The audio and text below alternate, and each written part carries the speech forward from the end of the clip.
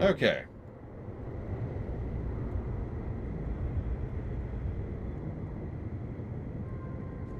Okay, so we're capturing. What the hell was I doing?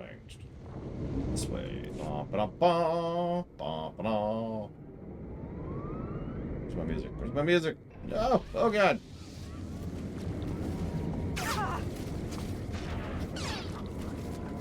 Oh, it's just that quiet. Wow.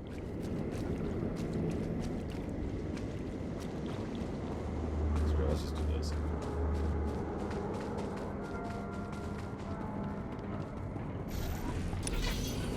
Now, obviously, we won't be able to tell if that fixed until we get to cutscenes. So we'll just kind of stream for a bit and see what's what. You know what's funny? So that update was their 10th anniversary update, and they did this whole new, flashy, new, fancy interface, which is worse. It loses some elements of color distinction and a couple other things that just make it a little bit more irritating to handle, especially at a glance. So, I kind of prefer the old version anyways.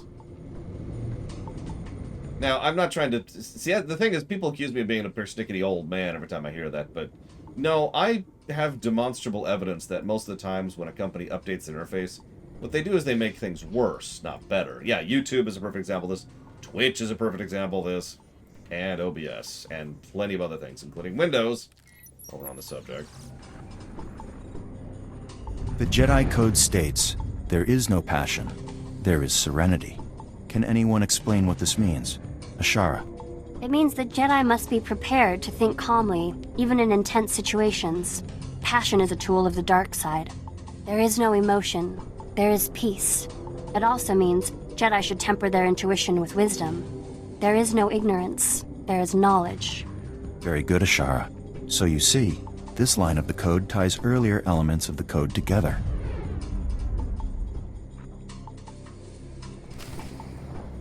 I was wondering that too, Alex. But, you know, what the hell do I know? Someone's doing something up here, and I will assist you in doing it. Death! Wait, shoot. Turbo death! All the death. So, I was playing WoW last night, right? And I realized that WoW is a better game than Tor in the gameplay element from like 8 different ways. Now, none of that's new. Everybody knows that.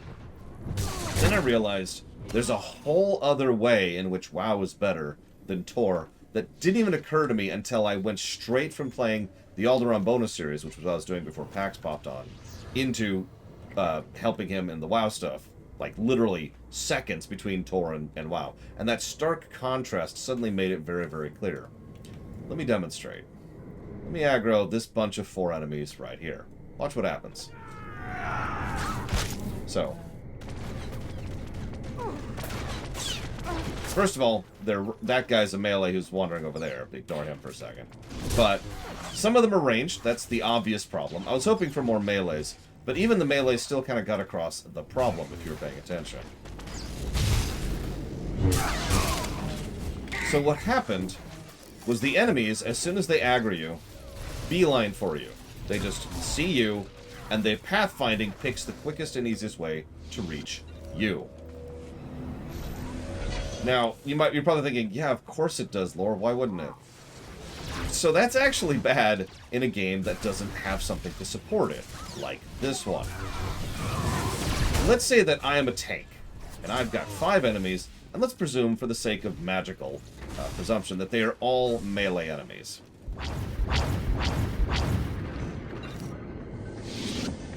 So if I jump out into the middle of a group of melee enemies, what they will all do is bundle towards me. They will not beeline towards the same spot. They will not gather then spread. They will all bundle towards me directly, which means that they will all be spread out quite a bit, relatively speaking, to each other. Now, that wouldn't be an issue if the range on, say, AoEs was substantially larger in this game, but it isn't. The AoEs in this game are actually relatively small scale, with the exception of a few small ones like the big lightning one, or the shooting spread ability we've actually already showed off, and I think that's actually it. Most AoEs are very, very small, like a 10-foot radius, essentially. So we can usually reposition and rejigger a little bit, But that's under ideal circumstances of an entire group consisting completely of melees. Which, of course, is the second and most obvious problem. Fine, I'll kill your goddamn elite. A lot of enemies in this game, a huge number of them, are ranged. So they just stand there.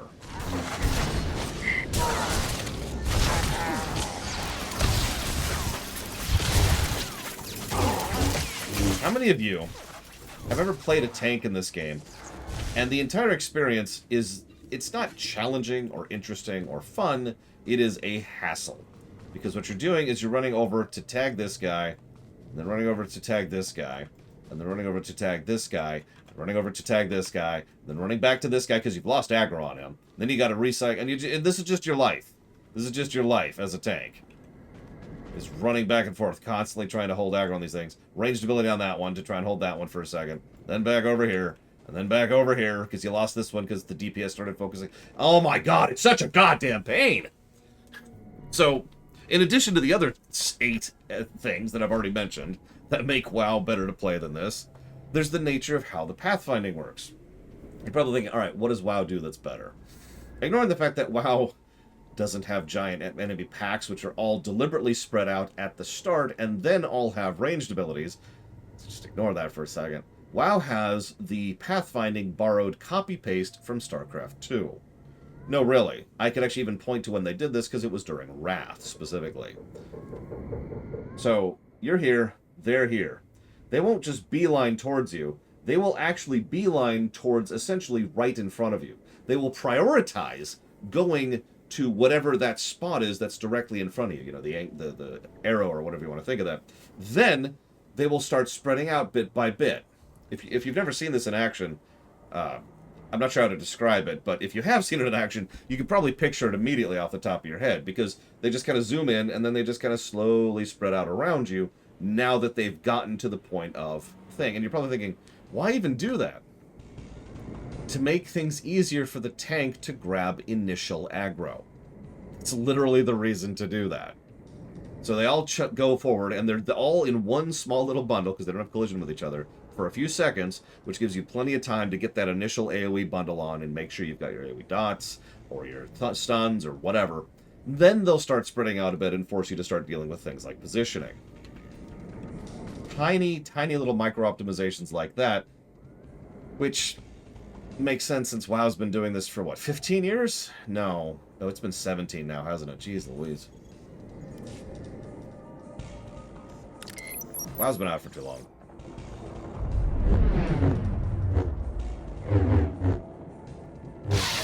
Ashara, relent. That's an order. But I was winning. You must learn restraint. Varric is clearly not your equal. There was no reason to press the attack. We're training for war. The Sith won't surrender. We have to drive them back with everything we've got. These are not Sith. They are fellow Padawans.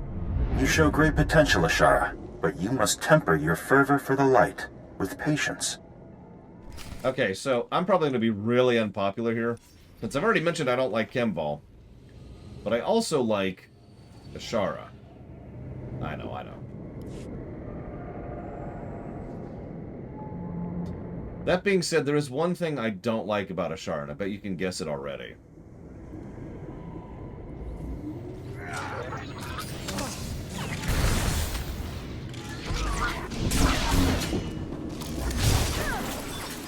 Giban. Her voice actress.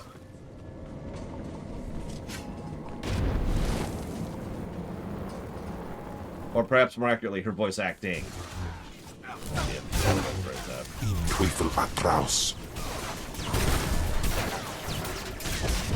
I will also say Ashara works a little bit better if you are actually a good Sith Inquisitor, which we are, kinda.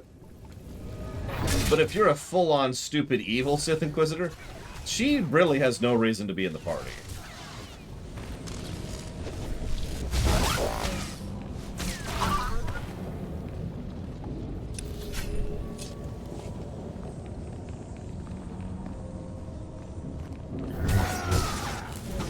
I mean, the Sith Inquisitor crew is probably the most eclectic of all the companions.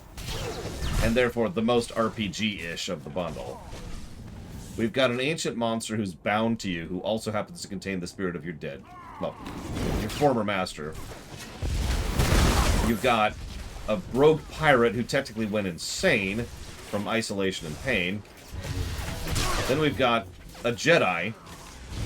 And I'm just going to spoil this. Unlike Jaisa, you don't convert her to the dark side.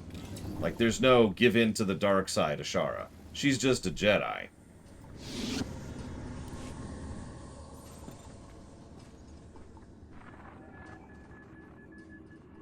Varric, Eli, and Cassius will be in the assault group. The rest of you will be support. Any questions? Then take your positions.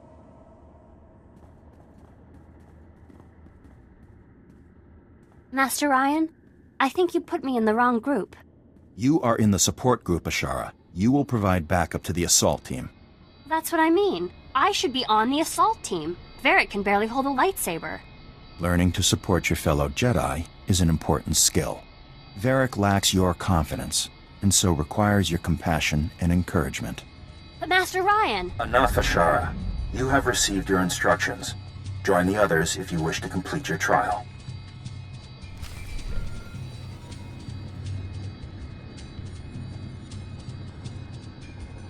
I found the databanks. Our Padawan has a bit of a pride problem. She is a less than perfect Jedi candidate. Most excellent. In my experience, pride and insecurity go hand in hand. My lord, you went searching for crumbs and discovered a feast. She feels as though the Jedi don't trust her strength. I must show her that I do. Yes, excellent thinking. Promise her power or wealth, something to win her trust. Let me think, what could we use? There must be something tempting to a young Padawan. I can be quite persuasive. I have no doubt of it, my lord, but you are Sith. She will never trust you without encouragement. Ah, yes, here we are. This outpost here used to be occupied by the servants of a powerful Sith. Supposedly, they left behind a holocron when they abandoned the site in haste. Its contents are probably beneath you, but what Padawan isn't tempted by the lure of forbidden knowledge? You have a devious mind. I like it. I am only glad that I can please you, my lord. Of course, you will need to find the holocron first. The abandoned outpost is in a nearby region. I'll transfer the location, but be warned, it's swarming with rat ghouls and other monstrosities.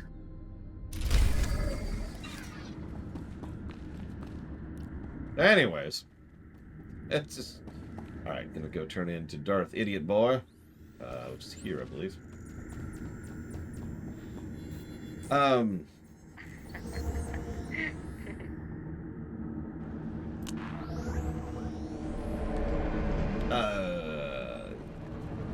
That's a really evil way of thinking of that, Act. Are you part of the Sith, Act? It's okay, you could tell me. I'm totally a Sith, too. It's cool. We're all cool here. Everyone's cool here. I love the outfit, by the way, Giga. The Cathar won't bother you anymore. I wiped out their weapons. I hope they don't perceive your distaste for bloodshed as Imperial weakness. If only Thana were here to observe your swift victory. I'm back, and I brought a friend. He's one of Order's guards. I had some fun with him. Wasn't until I killed his buddies that he finally talked. Pain twists the truth. He'd say anything to avoid your torment. Your weak stomach will get you nowhere on Taris. Go on, officer. Spill your story. And no whimpering this time. Commander Orda. He's got walkers hidden near his base. They'll ambush anyone who attacks. That's all I know. Please release me. Okay. The walkers can't be detected by probes. Only Order's top operatives have the coordinates, and they're encoded. Is this the best you can find, Thana? A lowly officer with second-hand information. He's all we need, Master. I'll attack Order's base myself and rip those walkers apart.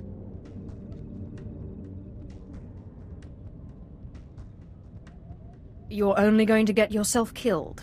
Don't underestimate my power. Don't overestimate it either, Thana. If you hope to face Order, we must cripple his walkers first. We'll find them by slaying his operatives for their coordinate codes. His men have gunned down many Imperials, so don't hold back. With the coordinates, our bomber squadrons will decimate the walkers.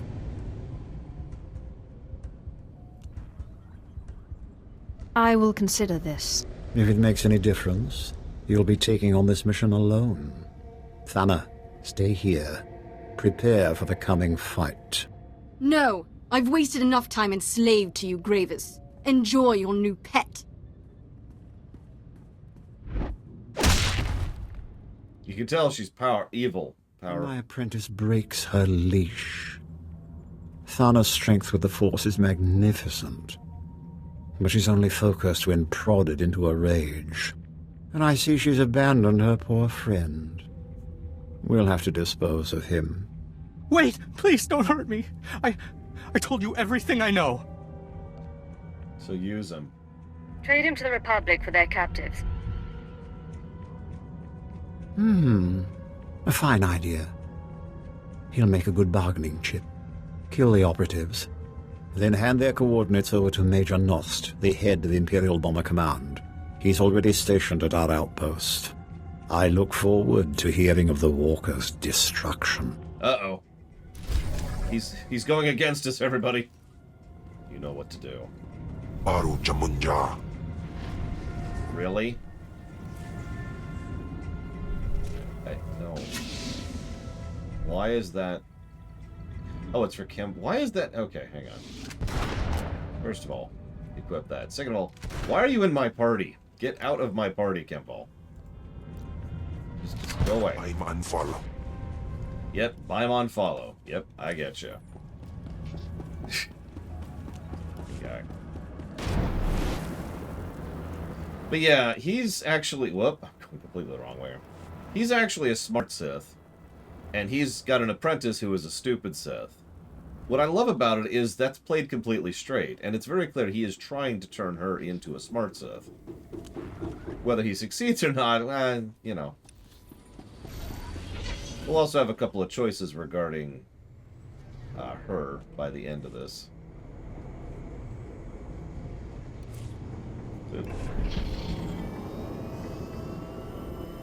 It's okay. Kemval is literally exactly the same as of a quality of healer as the droid. We're okay. Also, this way I don't have to hear Baimon follow all the time. It's fine, Alex. It's fine. All we need to do is, you know, sit her down, teach her to meditate, and accept that there is no where are you going? Thana, come back! It'll fix itself. Alright, so... You know what they probably should have, and what we probably should mention in the Star Wars rewrite? There should probably be a Spec Ops Forces group that are probably double as assassins who deal with people who are drummed out of / leave the Jedi Order. Now, think about it. They never do anything about that. They just say, well, they've gone on their own path. Then they go off to become Dark Jedi and conquer and kill and all sorts of stuff. They should probably have a cleanup squad, you know?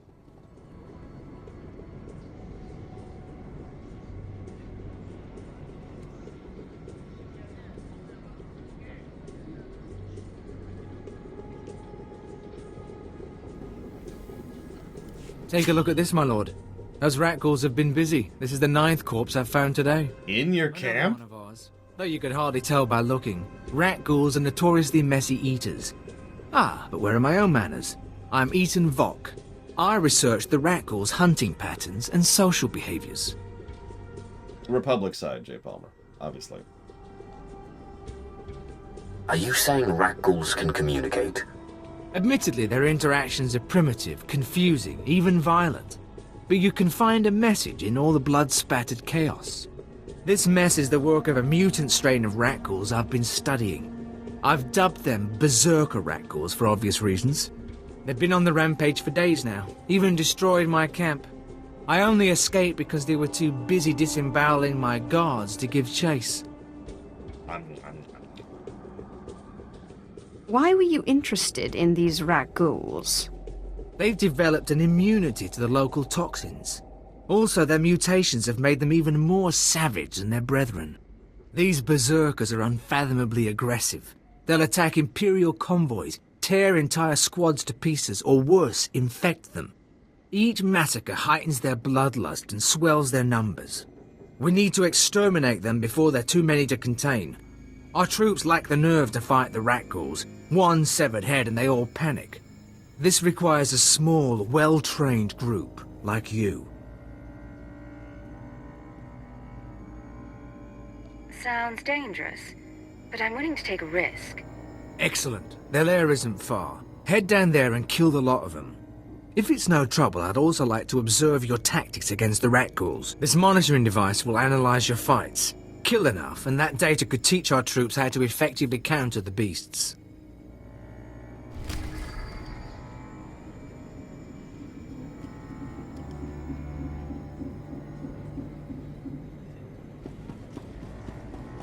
Yeah, I like Giga's new outfit. And Giga, if you can hear me, Alex likes your new outfit too. Oh, nope, you're in chat. Okay, cool. Outfit be good, yo. Oh yeah, sorry, Valvatrix asked a question about the Holocall thing. Some of the options aren't available in Holocall, and near as I can tell, it's completely goddamned random. Because sometimes it's when you physically hand something in. Sure. And then other times it's just not. There's no reason for it. Sometimes you only have one option. Sometimes you only have two options. I have absolutely no idea why sometimes it does it and sometimes it doesn't. I don't know this game that well. Now, if I were to guess, I would say that somewhere along the line they decided to manually set a tag that is this option is shared for Holocall tags. And so every single dialogue option in the entire game needs an extra little line of text on it that says Holocall equals 1. And I'd imagine that they just missed a few. That's my guess. I don't know, though. What are we doing here? Berserkers, right. Berzoikas. Like you. Come to me, and don't talk at all. Ever.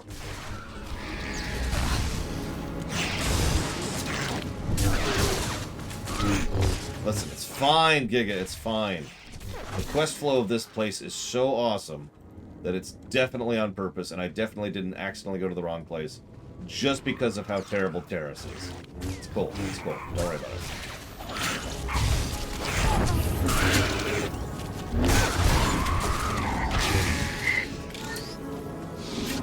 Listen, Orcano, it's fine. It's fine.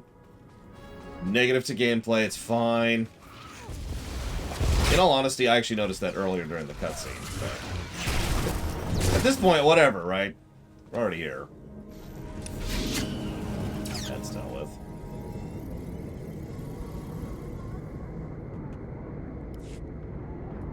What's that?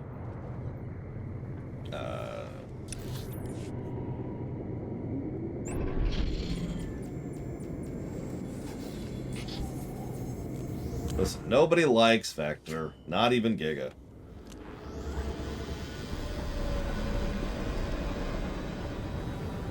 It appears the rat ghoul onslaught has finally been suppressed. Imperial operations are already reclaiming lost territory. And I see you collected the data I requested. Splendid.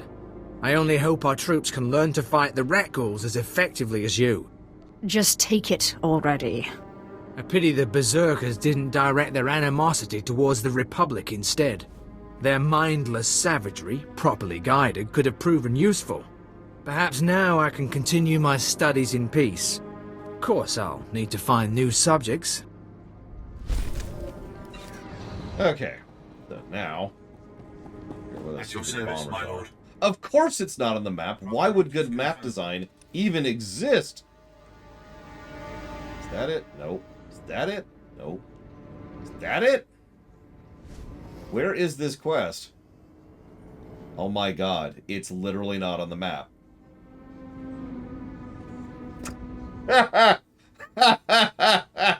Okay, so fun factoid. Most MMOs, in fact I think all except one of them that I'm aware of, manually paste stuff on the map for quest stuff. So someone actually has to manually sit down and say, right here, this is where this quest is. By all means, Umbral Magmus, indicate to me where it is tracked.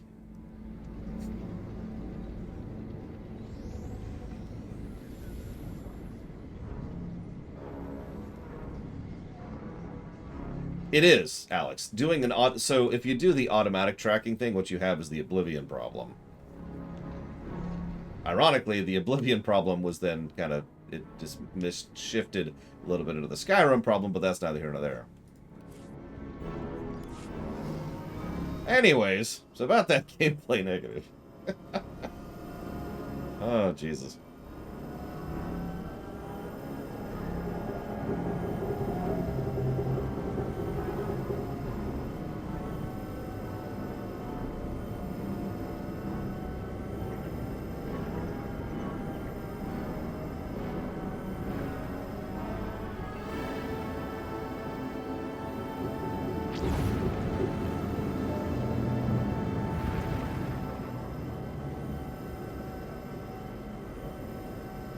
How would I write Kem Vol if I had a chance to improve him as a character?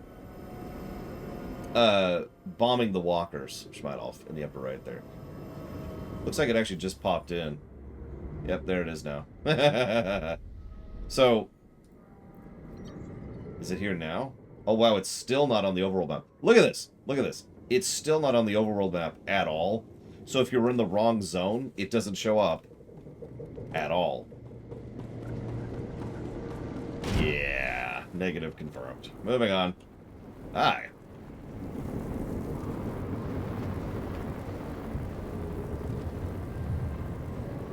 The Jedi are close. They hide, staining Taris with their corruption, healing wounds best left raw. What is wrong with you?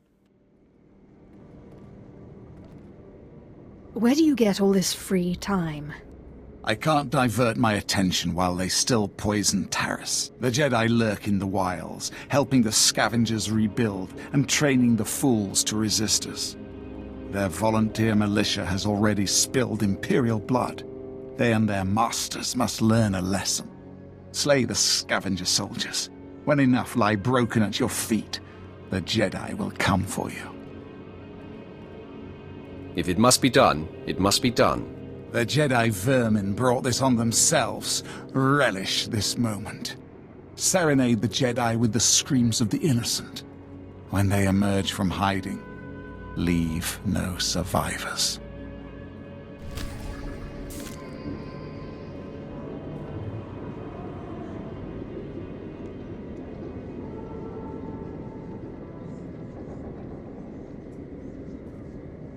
We must torture, and then leave them tortured forever.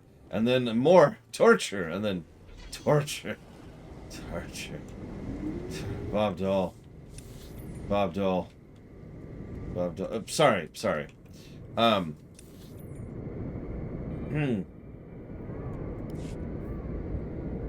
Yeah, okay. So obviously I tend to lean more towards Empire than Republic, and Sith over Jedi.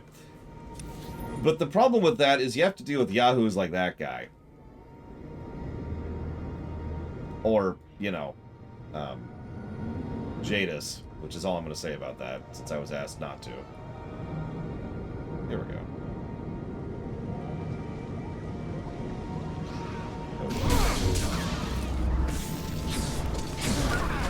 Right, okay.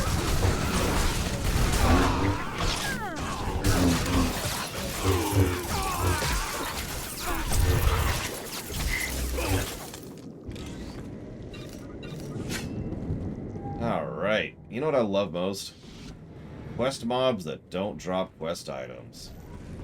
I wake up every day thinking, you know what I want today out of life? I want to kill a mob for no reason.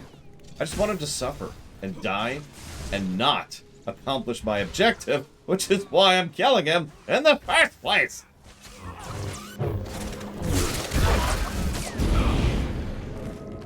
Hold on, I need to catch up on questions a little bit here. Okay, so Jay Palmer says, What do you think a Jedi or Ghost... Oh, I already mentioned that. Do you think Thanaton would be straight with Anakin more than Palpatine? Straight. I'm pretty sure that Thanaton would look at Anakin and be like, oh, yes, you must die horribly because of some stupid traditionalist reason. Because Vader was a lot of things, but he was not traditionalist Sith at all. In fact, to be completely blunt, I've always personally thought of Vader as not even really being a Sith in the traditional sense of the word.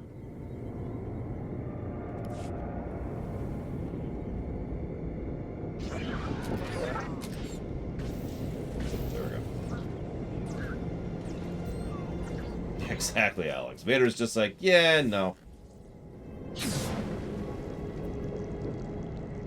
Of course, Vader has many, many different interpretations, so I'm only giving mine, which I'm just reminding everyone of that proviso, because I stopped caring about internal consistency of Star Wars years ago. So I don't care about canon, I don't care about what they show on the movies, the books, the games, or anything, because I've stopped giving a damn. So, here's my Vader. He's awesome. He's terrifying, but he's awesome. Moving on. Thanaton would respect his power, sure, but I mean, he respects our power. That didn't really do a lot for us, you know? That's all I'm saying. You see, Thanaton has given in to the stupid side of the Force. Yes, I realize I'm drifting into a political joke, so let's not do that. Let's see here. Did they just retcon... Oh, I already talked about the Force Ghost thing. Did Alderaan's bonus get a story positive? Yes, it did get one story positive. Whoops, pay attention more. Very impressive, actually. That's not a joke. It's pretty rare that a bonus series gets any positive of any kind whatsoever. You know what my favorite thing is in a game? When you have one AoE. Looking at you, FF14 for lower levels. I know, right, Alex? It's actually kind of crazy. Here we are. Where is my droid? Get out here and then heal me.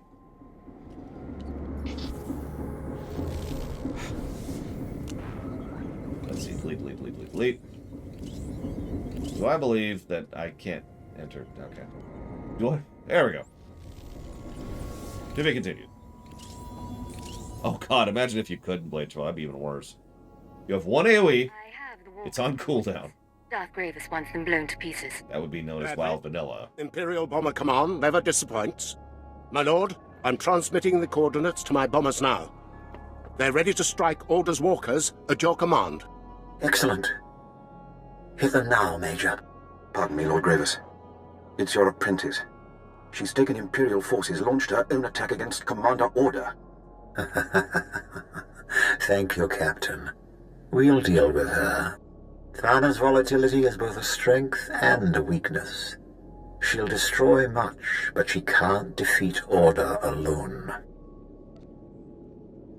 Things are looking up, then. Look on the bright side. The more Republic forces alerted to your strike, the more you can kill. You'll find Order's base in an old purification facility. Tear down his defenses and find my rogue apprentice. Only together can you slaughter the Republic's leader. Order's offensive will soon come to an end. This will be a historic victory for the Empire. End Order's life. And I'll add a special prize if you kill more soldiers than my wayward apprentice.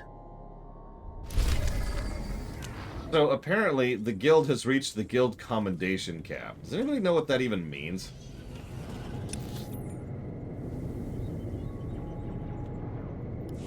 Because I don't.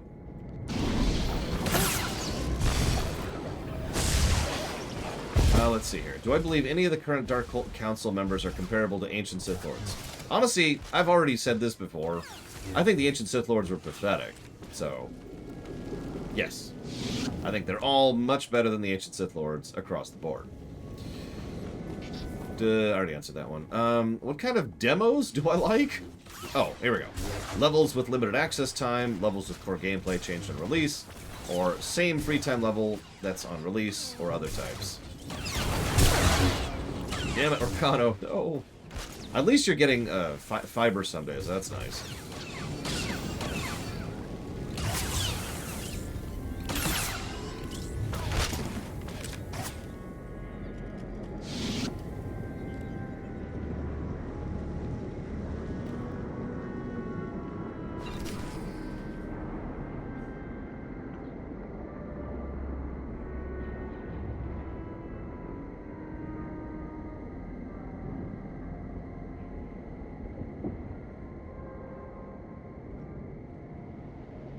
Oh yeah, by the way, I can only see some of it, but has the stuttering kind of gone down and or away? Because if so, then I think we figured it out.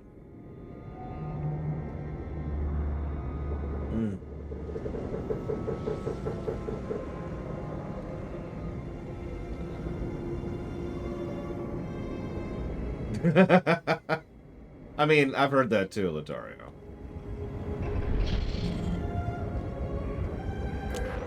Well, my point is, what we were having before was a very clear periodic chuk, chuk, chuk, chuk. And I haven't seen that personally since then. There's the occasional, usual fact that Tor is a very unoptimized game, but I'm talking about the very artificial stutter we were getting, which is different.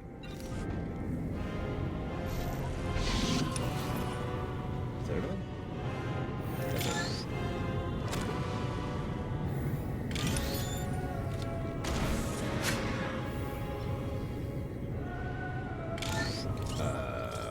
Okay.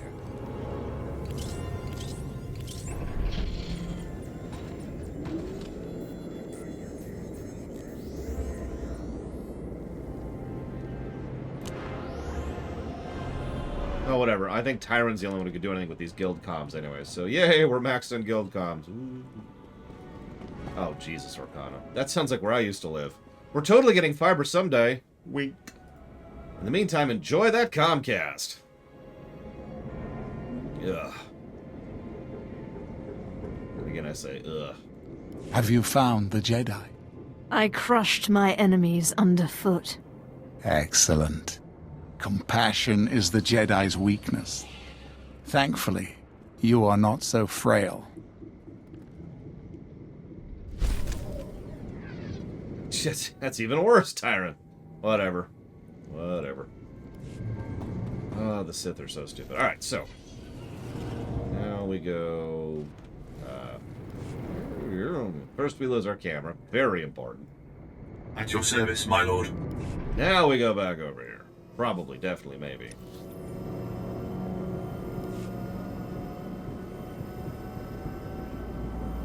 So, to finish answering your question, Doncro, sorry. Distracted. I would say the types of demos I like best are the kind that you get to play a certain portion of the game pretty much freely and totally, and then at a certain point in progression, it cuts you off. Being able to play, let me use direct examples. Imagine if you could play FF6 up until you reach South Figaro. Or imagine being able to play Tor until you finish the tutorial planet, you know, Korriban, Tython, Nal Hutta, and, or maybe just Hutta, I can't remember which, and the other place. That one place, you know, stuff. It's over there. Ord Mantell, there we go. Odd. Too many names. Another type of demo I tend to enjoy is, so let me phrase that. A type of demo I like, which is unfeasible and shouldn't be made, is when it's a demo that's completely unique content. In other words, it's actually a demo level, which is designed specifically for the demo, and then when you get to the main game, you start the main game. That's not actually done all that often, but it is done every now and again. And it's a good way to kind of keep things fresh, as well as give you an idea and insight into what the game is, assuming the demo is well constructed, which obviously all of these provisos are presuming the demos are well constructed. I haven't played the demo for Resident Evil 7, but I would say that, for example, several of the Bravely Default games do exactly what I'm talking about.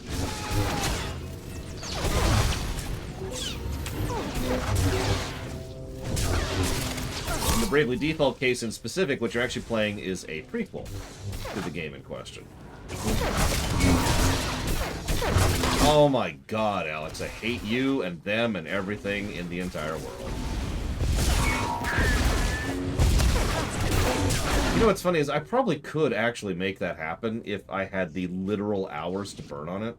And that's really the reason why I have it. It's because it's just a time investment. You know? It's just time. It's actually cheaper than I thought it would be, Mega Skull Monster.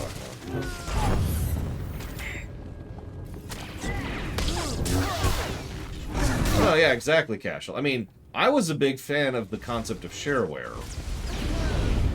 You know how I got into Quake? Hell, actually, I could probably sit down, if I really thought about it, and come up with a good dozen or so games that I got into because of the shareware demo concept. Right off the top of my head, there's obviously Quake and Quake 2.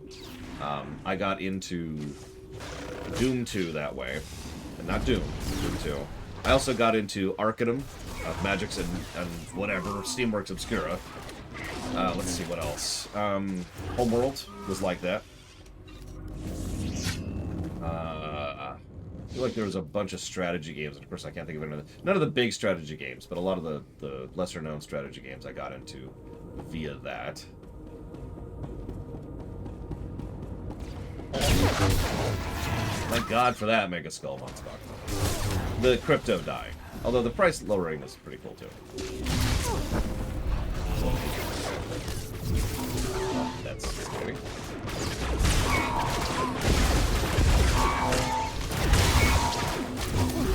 I was gonna say, I know it's a bigger list than that, and I'm just failing at coming up with it. Because, yeah, back in the day, I'd just get a PC disc, which just had, like, 10 demos on it, and I'd just play all of them.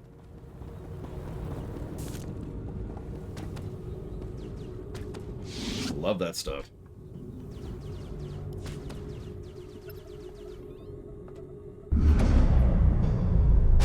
That's also another thing, Darth Tyrant. It's always nice to be able to carry forward progress.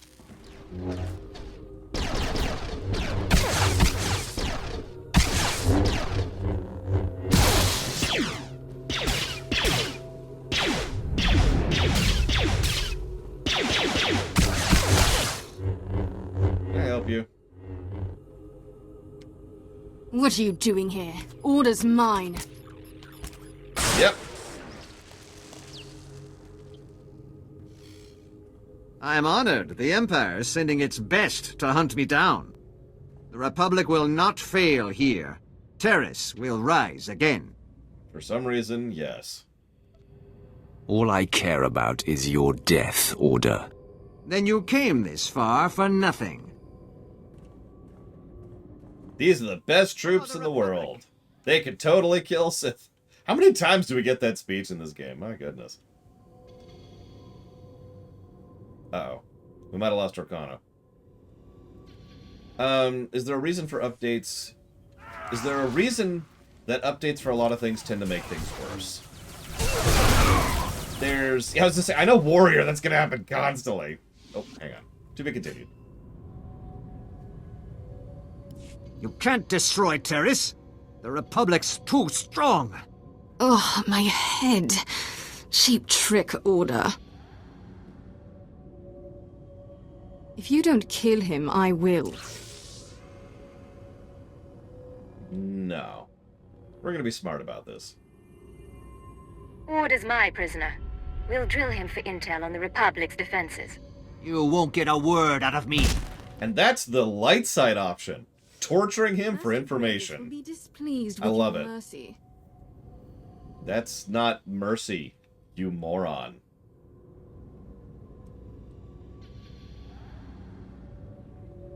I didn't mean to disappoint you. At least I get to spend some more time with our captive. Come on, Order. Interrogation awaits. We're going to have a fun trip.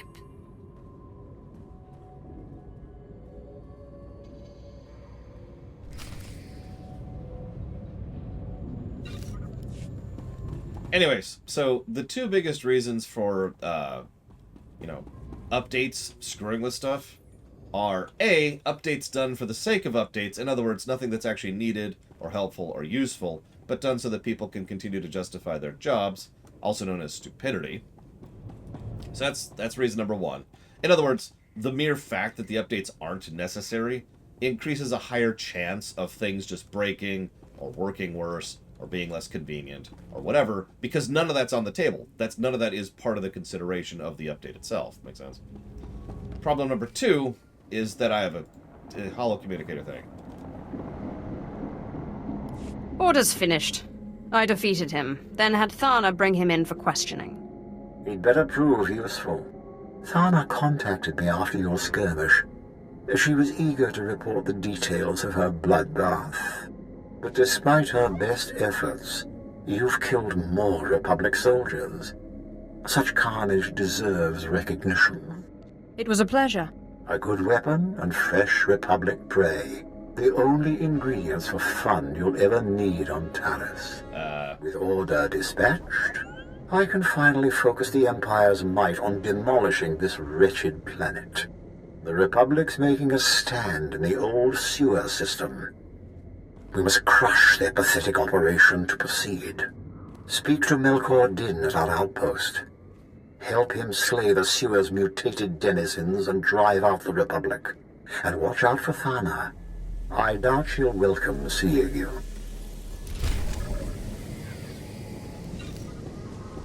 The second reason is that any updates in general tend to cause issues.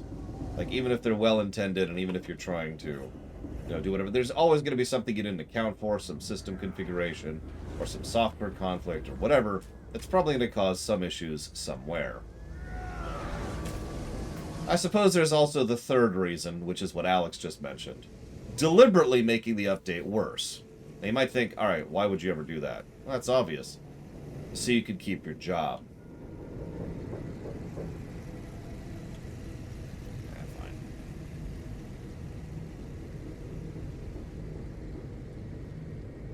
I tend to call that the consulting cycle after the consulting cycle of the 90s, where consultants would go out of their way to try and generate their own business by being like, hey, you should do this, and deliberately screwing things up in order to allow them to then come in and tell you how to fix things and change things, and so forth and so on.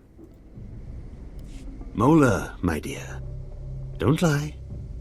Tell me about the rat ghouls. I'm just a xenozoologist.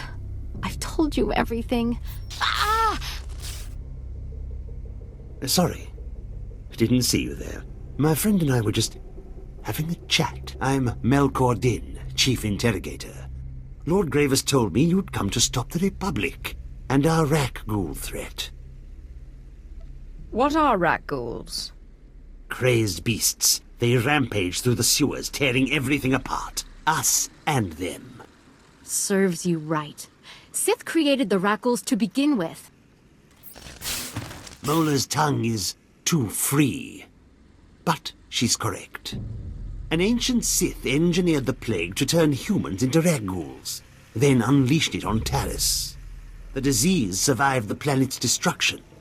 Now rat ghouls run rampant, and the Republic's herding them against us. There must be some way to turn the rat ghouls against the Republic. That's what we've been working on. Mola's been kind enough to tell us about a reactor the Republic's decommissioning.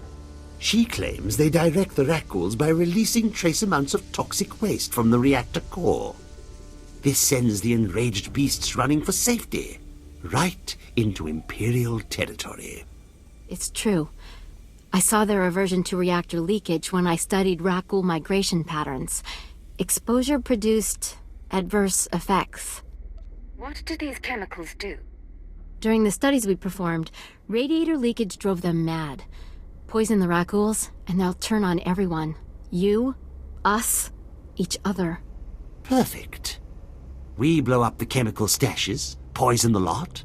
The rat ghouls will be too busy feasting on Republic flesh to run our way. It's time the Republic faces Taris' monsters.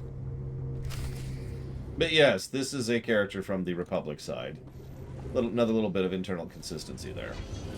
They do actually a decent amount of consistency across Balmora and Taris, specifically, since in both cases one happens definitively after the other, so they can do that. Honestly, I kind of wish they'd done that across the board. I know that would be more work. I don't care.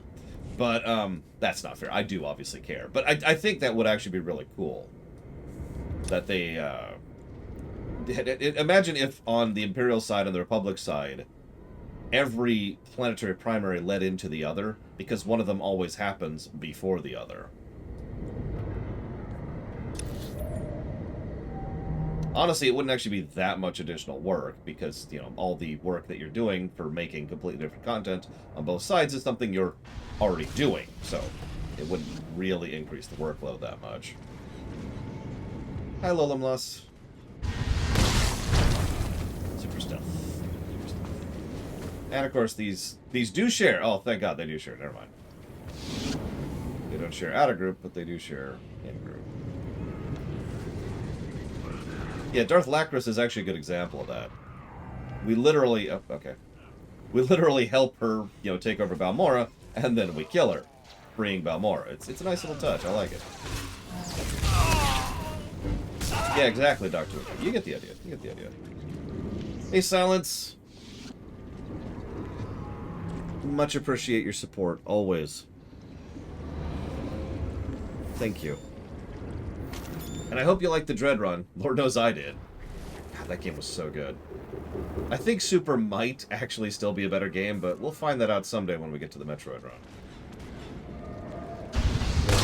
And yeah, if you wanted to do it the easy way, it would be really easy to just kind of flip everything, right?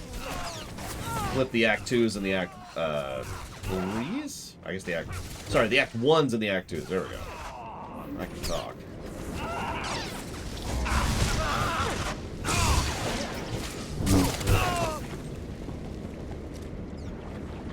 Yeah, exactly, Kate Knight. Like I said, I'm not complaining. They actually do a pretty good amount of internal consistency in this game. It's one of the things I like about it. I just kind of wish they did even more. That reminds me, at some point I'm going to have to sit down and actually figure out what we're going to be doing with regards to the two sides. When we get to expansions. Because, duh, I suppose.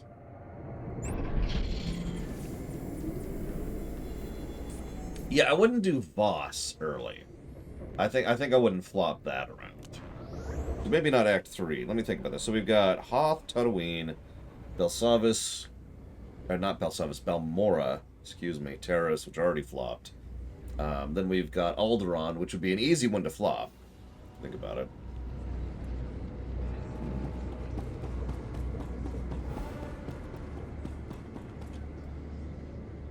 Well, one of the things that I kind of think was a mistake is they let you do, for example, Nar Shaddaa and, you know, Balmora whenever you want to.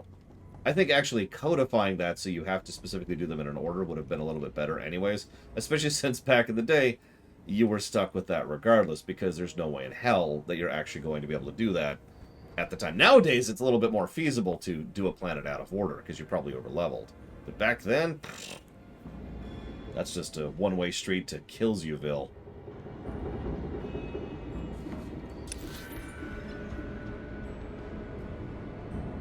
Oh god, we're still getting... Okay.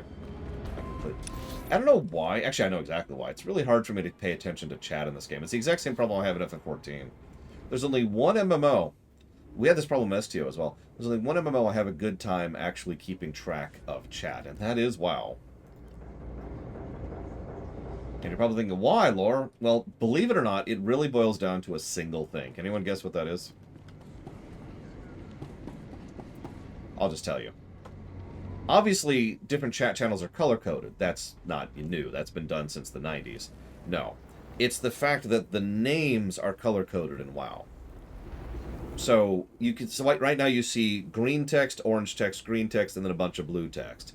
And all that blue text... That's all just, if I'm just glancing at it, none of that jumps out at me. But if, for example, Vigilant's name, I think it's Vigilant, was color-coded to his class, and Giga's name was color-coded to her class, and Arcano's name was color-coded, then pop, pop, pop, it jumps out a little bit more. And it's a little bit easier to visually track rather than just kind of presuming that there's new stuff to read and having to parse a giant block of blue. If it's not obvious, that's what WoW does. I coated the sewers in chemicals. The rak ghouls didn't look happy. Hear that, Mola? The rak ghouls will mangle your beloved Republic, and the reactor waste will soak the ground, making your cleanup impossible. Lord Gravis was right about you. Rub it in, The jeez. sewers will soon cease to be a threat. Silence your praise, Melkor. This planet's covered in Sith, all twice as powerful as your friend here. Come to bask in my power again? I'd as soon bury you as look at you. That's enough! Thana, I trust you've come to do more than spark a fight. Watch your tone. I'm not on Darth Gravis's leash anymore. While you poisoned the sewers, I was busy slaughtering rat ghouls. One of them hit back without touching me. It was using the Force. Force? No, neck ghouls are impossible! Sorcery's no match for a good sidearm. We shouldn't underestimate them. Mola, what do you know about these things? They're called neck ghouls. They're sentient, proficient with the Force. A whole colony of them lives in the rundown reactor. You know the penalty for lying, Mola. It's true. Master Sulan's with the neck ghouls now, Oh, teaching yeah. them the ways of the light side. Sulan. I know the name. Idealistic Jedi? Powerful? But foolish. If he raises these neck ghouls against us, we could have trouble. I can't wait to start killing. If Mola's right, the reactor's crawling with neck ghouls to slaughter. Go there, and if you find Sulan, kill him. The Jedi will rip you apart. I'll make sure he dies. First one to overload the reactor core gets to watch the neck ghouls fry.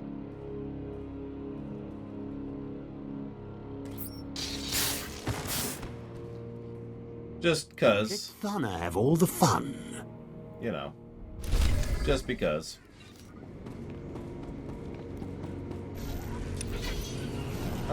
Okay. So now... Jeez, I hate this planet. Alright, so... Don Crow asked a fun question. What genuine improvements has YouTube added over the years? And then obvious detriments. So the detriments are everything. But improvements? Yeah, being able to link a timestamp, that is a good one. I do like how they do live chatting for premieres. I use that extensively for the theaters.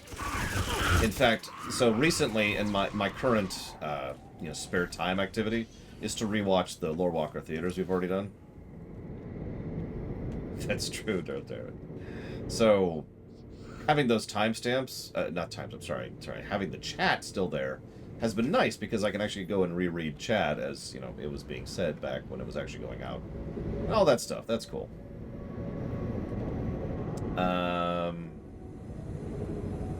Making it so that you don't have to limit your videos to 10 minutes. That's nice.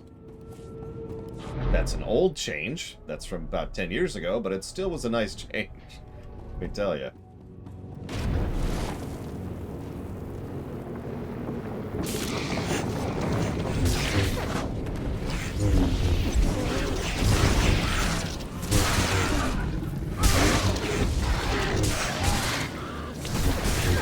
Yeah, that's about all I got at the moment. I'm sure there's others. Most of the YouTube changes suck. I mean...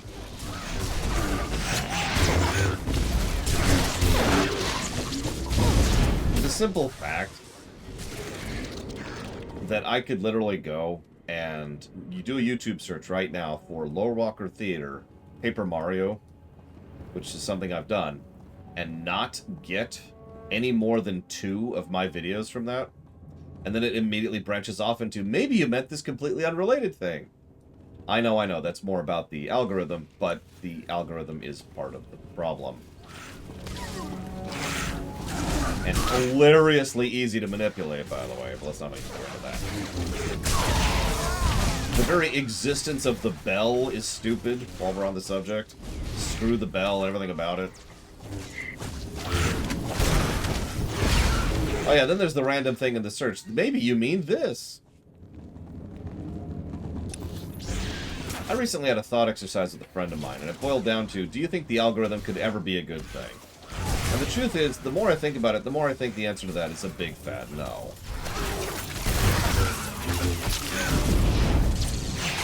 The only potential benefit of the algorithm is something that it fails at doing. So, no. Hi, Sean. I would honestly rather just eject the thing in its entirety. Right.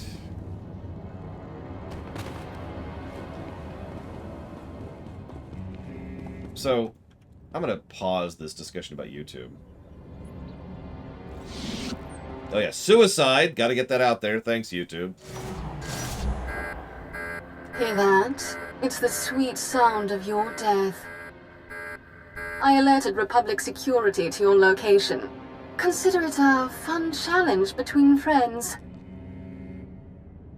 I'm giddy with anticipation. Enjoy yourself. You won't be around much longer. It actually does look good on you, Arcana. Oh no, enemies everywhere.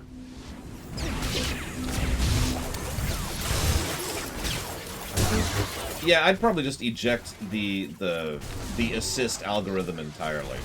Now, I have to say it that way because there's actually like 5 or 6 different algorithms going on here. But I'm specifically talking about the algorithm that is trying to encourage you to look at things that are in your interest group. Which is... no. Again, even the thing it's intended to do, it fails at.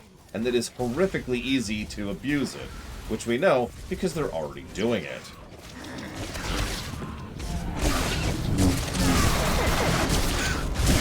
And listen, we can't bring dislikes back, okay? That's just unacceptable. Especially since they're actually already there, they're just only visible to certain people. I've never even heard of that act, no. Do I think Thana would be useful to Palpatine? No. That is a moron. Oh yeah, so sorry, I'm gonna interrupt all this YouTube talk. Again. Back in the day, this game came out, and me and a friend were playing it.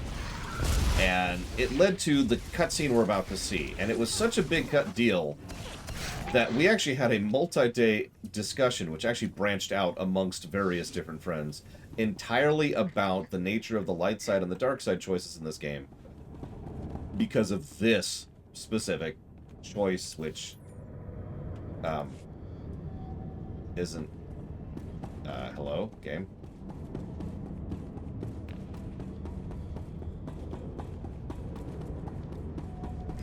There we go. Because of this choice. This light side, dark side choice we're about to see. Go, walk out and walk back in. That's what did it for me. I should have sent more droids your way. Or don't. Back, my students. Remember your teachings. I sense much anger in you, Sith. But it's not too late. I can help you overcome the Empire's torments. Your kind once tried to wipe out the Sith. You'll do the same again. I seek to banish the dark side, not kill those who practice it. Like you, these Nick ghouls were confused, angry, destructive. Now I heal them with the Force, and guide them towards the light side.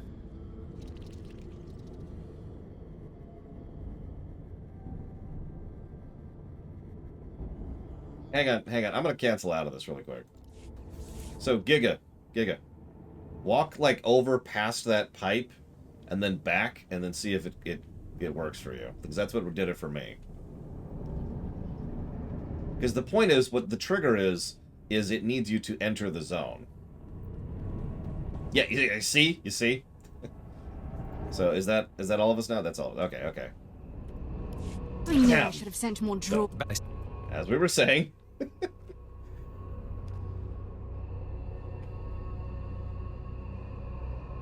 It's not your fault, Giga. Oh, Your kind once tried to wipe out the Sith. You'll do the same again. I seek to banish the dark side, not kill those who practice it. Blah, blah, blah. Like... Wait a minute, Giga, did you code this game? Oh my god. It explains everything. School's out, Jedi. Your pupils are done for. I can't let you interrupt their education. Come, my students.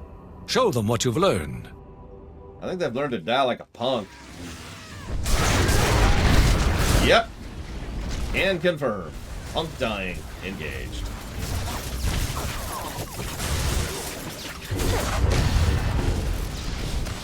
Wow. What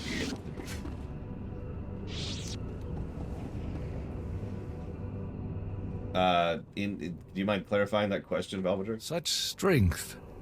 You could have served the galaxy brilliantly. What are you waiting for? Overload the reactor. Let's toast this place and kill these freaks. So if we kill them all, it's the evil option. But if we do the light side option, which I'm going to show you just so you see this nonsense. Look at yourselves. Weak lapdogs to a pathetic Jedi. Follow his teachings and you'll die like him.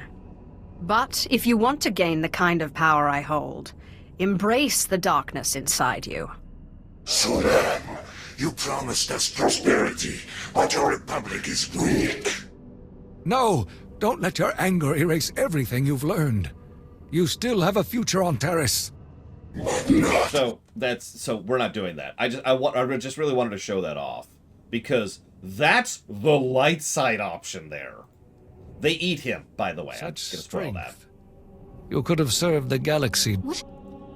But no, I am evil, not stupid. Act. These net ghouls need to die. Say goodbye to your pets, Sulan. This is the correct choice here.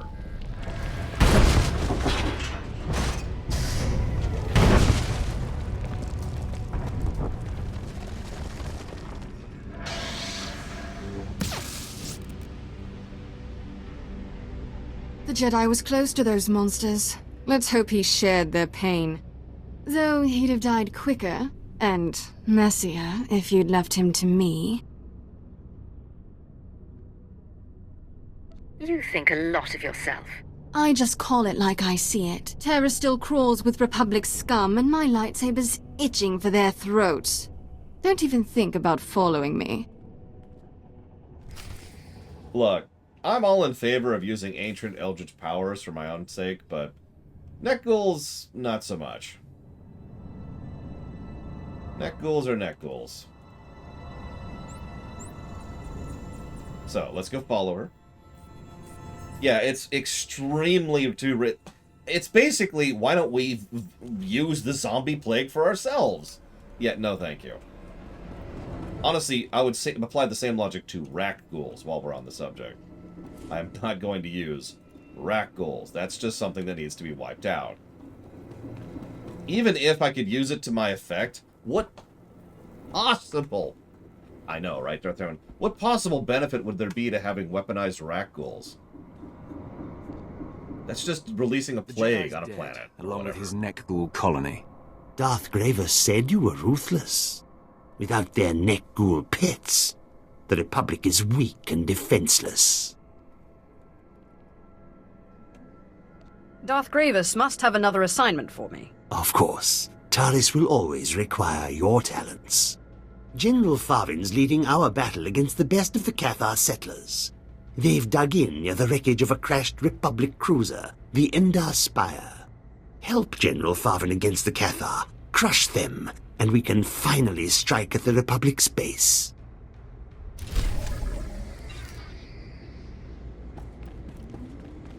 Rack ghouls are zombies. They're just Sith zombies, or Force zombies, or however you want to think of that. That's... way over there. Okay, so let's go do my class quest, finally. I accept. Listen, Alex, my opponent is simply too weak for me to waste my time and effort on bothering with. Yes, the chocolate icing, please. Anyway, since we are very... By the way, hi, Lieutenant Leroy Jenkins. I didn't say hi yesterday, and I meant to, and I just got distracted. I'm sorry. But since we are very pro-genocide, then we should genocide the rat ghouls. I'm glad you're on board with me on this, really.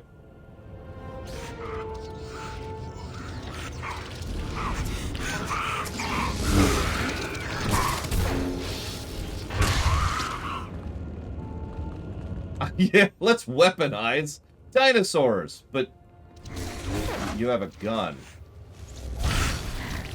right? Yeah, honestly, glass the planet. Get a delivery. Have to go check the delivery.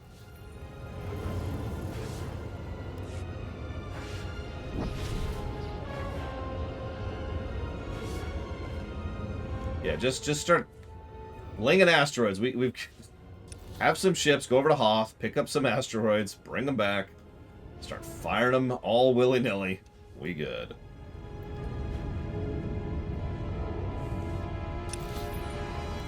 Bomb them back to the Stone Age. Dumb joke. Possibly, probably, definitely Darth Tyron. Because you put it towards WoW. Yep, no, because you put it towards WoW. And I specifically put it towards the Kata to Legion WoW because you haven't put money towards that yet. And since you didn't specify, I figured I could just decide an 8. So I did.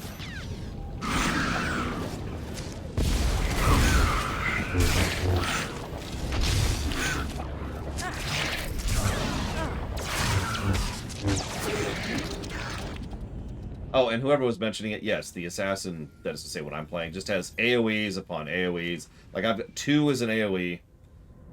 Z is an AoE, V is an AoE, and I think I have one more AoE somewhere. Maybe not. Maybe I only have 3. I only have 3 AoEs. Never mind. I'm pathetic and terrible. I've found the Holocron. Excellent news, my lord. And I'm pleased to say that I found the perfect place for you to lure your Padawan to. An area of swamp near enough to Republic territory that you'll feel secure, yet remote enough that you'll be truly at your mercy. I am most grateful. I suggest you contact the girl using a holocommunicator from a nearby Republic soldier. In the past, Sith often used dark side holocrons to turn weak-willed Jedi. If you can convince the Padawan to look, she'll fall easily. But I don't want her to fall. And spoiler, I can't make her fall even if I wanted to, so it sucks to be me on that point. Is that it? So that's the heroic, that's the Orcano one. Let's pick this. Now I just need to get a Holocron, which is over there, which is over there. Okay.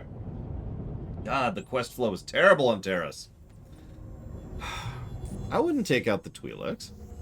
Twi'leks are cool. They got Lekus. It's cool. Actually, so I'm just gonna spoil this for you. I have already given a story negative for Ashara. We're not really gonna see the why of that. That's why I've given it already and just committed to that.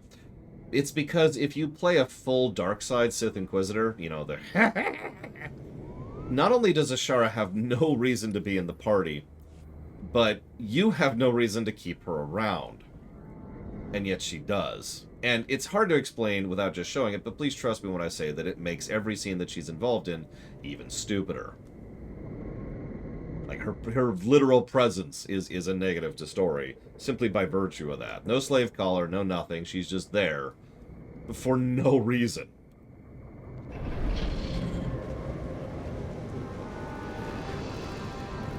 Now, it at least makes a bit of sense if you're playing light side. But, you know. Oh, okay.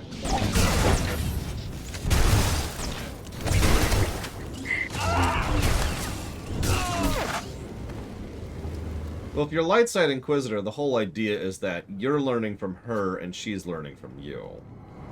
There we go. Because it's kind of a great thing. She doesn't fully believe in the Jedi Order, but she doesn't believe in the Sith. And you don't fully believe in the Sith Order, but you don't fully believe in the Jedi. It's a decent dynamic, and I think it works if you play the game in a specific way. And that's it. And that's the problem. At least Jaisa, for how cuckoo she is, makes sense both ways. But in fairness, that's because they wrote her 2 different ways.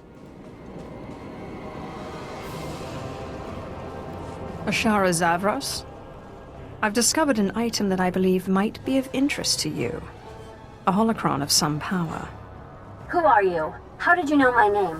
What makes you think I'm interested in a holocron? The truth is, I'm a Sith. And I need your help. A Sith? How did you get this frequency? Stay away, or I'll cut you in 2. I'm not overly familiar with the Jedi Code, but I don't remember the part about bisecting people. If driving villains like you from the galaxy isn't what a Jedi does, I don't know what is. I want nothing to do with you or your dark secrets. Or that holocron.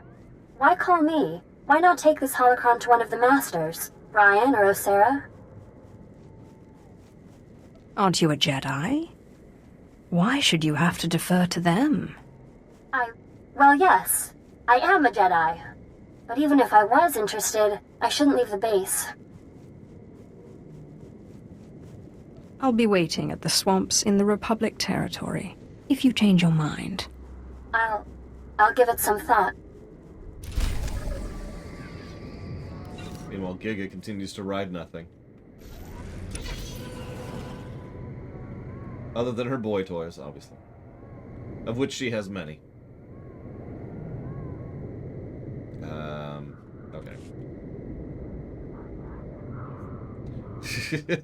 It's just in the background. Giga's just like, join us.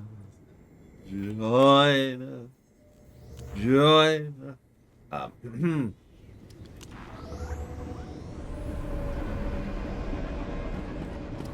Again, I'm not really interested in turning Ashara Damashi. The problem is she doesn't work for the narrative. If you're playing a full Sith person, she is a negative to story. That's what that negative is for. That's codified. That's not changing. That's what it is. And that's the problem, is they didn't think about it. Now, you're probably thinking, doesn't this apply universally? So, someone... I've already lost it, because I think it's already scrolled out my screen. But somebody posited the idea of a negative to the game in general, for not being able to kill off / get rid of party members you don't want. And I actually agree with that, but I'm not giving a general negative for that. Instead, I'm actually going to give... Well... You know what? Hang on. I'm going to give both a general negative for that and individual negatives for that, I think. Because from a general perspective, it's a little bit about, as weird as this may sound, player choice. It's about being able to decide who is part of your story. You don't get a chance to group with Brunbark. You don't get a chance to allow Lieutenant Pierce into your party. You don't get a choice to push Quinn out of your party. Whether you want to or not, whether you prefer them or not, whether they were written or not, that choice is removed from you universally. What if the companions are story significant? That's true. Skadge is very, very story significant. I remember when I was a young lad and I saw Skadge and he was just telling me, Lore, I'm one of the worst written characters in this entire game, and as a consequence, I think I need to explain to him exactly what's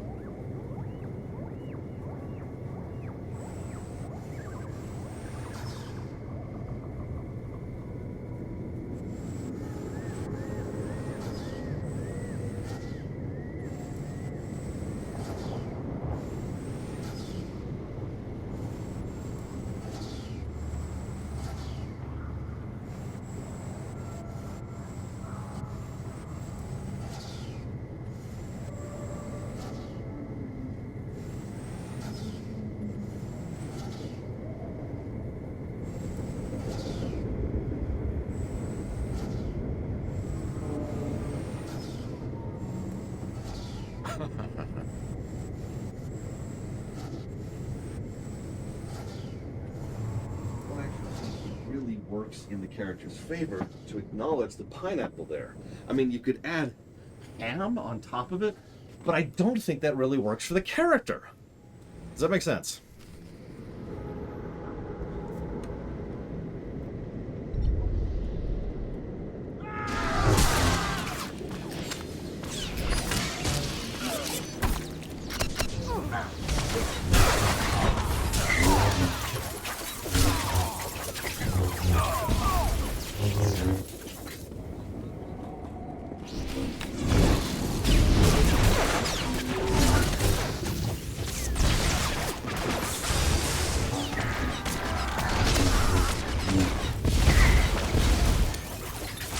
I've never had properly grilled pineapple, though. And I don't actually have a grill yet.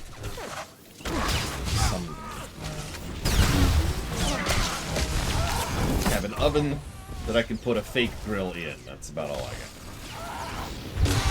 Now, smoked pineapple, I've had that. Ooh.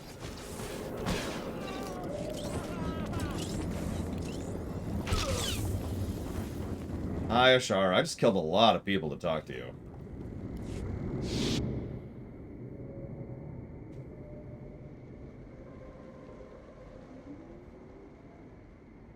All right, Sith, I came, but no tricks. You had I don't think you can kill me easily because I'm a Padawan. Even Master Osera can't beat me with a lightsaber. Here's the Holocron, as promised. A Sith who keeps her word. Now I've seen everything. Strange. I've never held one of these before. I expected it to be heavier. They are remarkable objects. Care to have a look inside? I don't know. The Masters don't let Padawans handle holocrons. It's probably more than you can handle anyway. Why is everyone always trying to tell me what I can handle? Behold the teachings of Darth Angral, Lord of the Sith. Peace is a lie, there is only passion. Peace is a lie, there is only passion. Peace is a lie, there is only passion. No. What am I saying? Is that what the darkness feels like?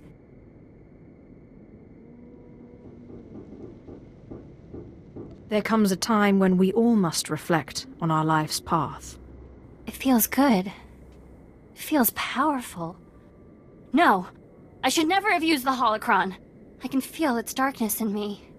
The Jedi won't have me back now. Not after what I've done. What will I do? Oh my god. So our three options are dark side, become Sith. Dark side, don't deny your strength. Or dark side, call me master. Alright, this is just for you at home. Then I'm going to undo this because I actually apparently picked the wrong option earlier. You will suffer until you learn to obey.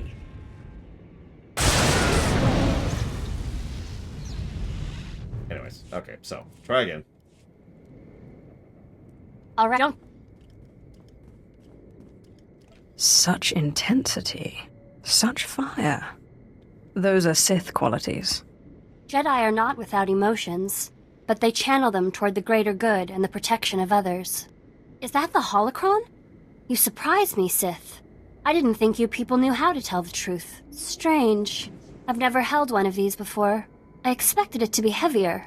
You may take it to your masters, but I need you to do something for me in return. That depends on what you ask. I won't go against my training.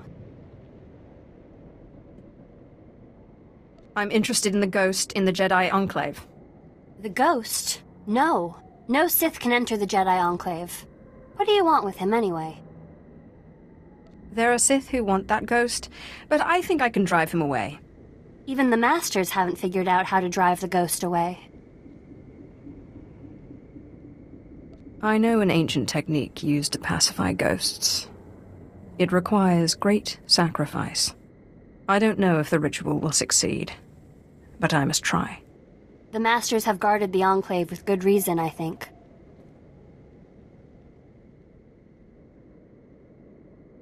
Let them see when you summon the ghost. I promise no harm will come to them. They would easily overpower you if you tried anything. We have a deal. I will go prepare the Enclave and inform the Masters. So, There's a specific reason I wanted to go that path. I didn't think picking the earlier thing about curiosity would lock me into the dark side holocron route, but whatever. No, Act. You cannot turn her, like I said. It's not on the table. Whether it should be on the table or not is a bit more debatable, but it is not. I think this is a flight path step. Here, I think? Mostly, Dr. Winter. I mean, admittedly, I'm taking a little bit of the Palpatine to Anakin approach here, but I'd rather have an ally who is my apprentice, who is a skilled and powerful Sith. Service, my lord. Or Sith, wow. Force user. Here, I think? Travel route is confirmed. Who is actually loyal to me because we have a legitimate bond of friendship, rather than suffer me now.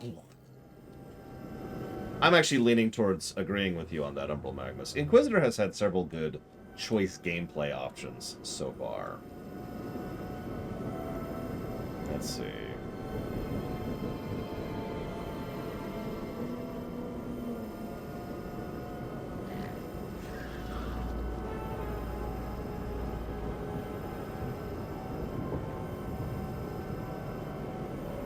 But you get my point, right? Like, I would rather have someone who's actually loyal to me, who actually wants to, you know, support me and help me in my endeavors, than a slave.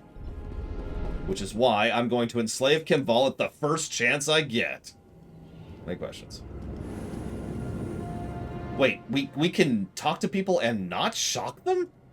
What a day. The thrill of the hunt, the heat of the battle. Is that legal? So, are you here for the bounty too? There's serious killing to be done out there.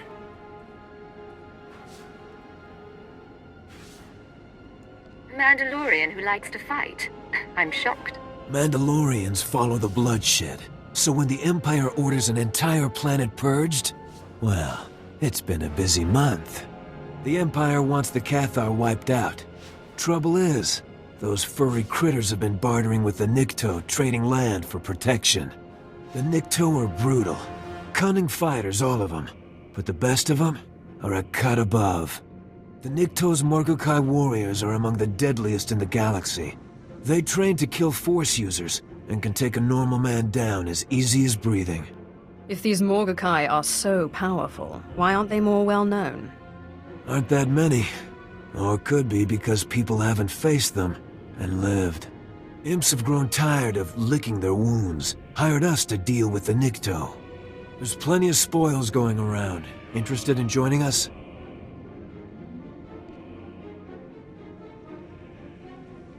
If the Empire wants them dead, that's reason enough for me.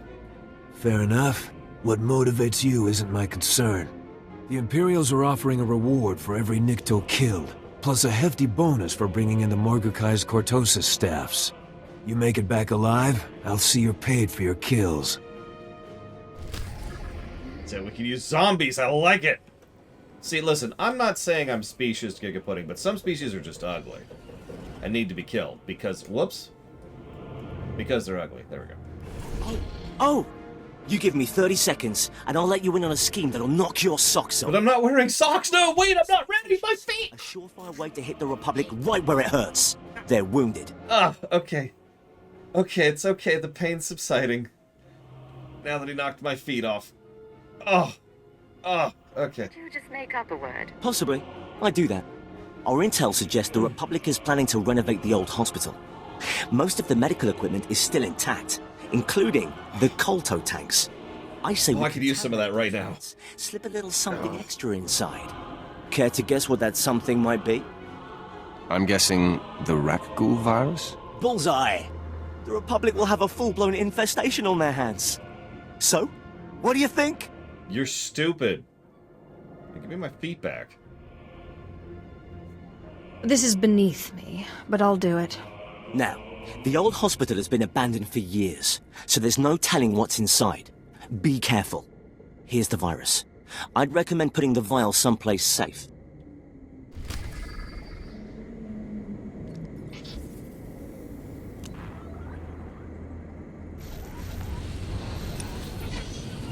That's true, I don't need feet. I'll just crawl.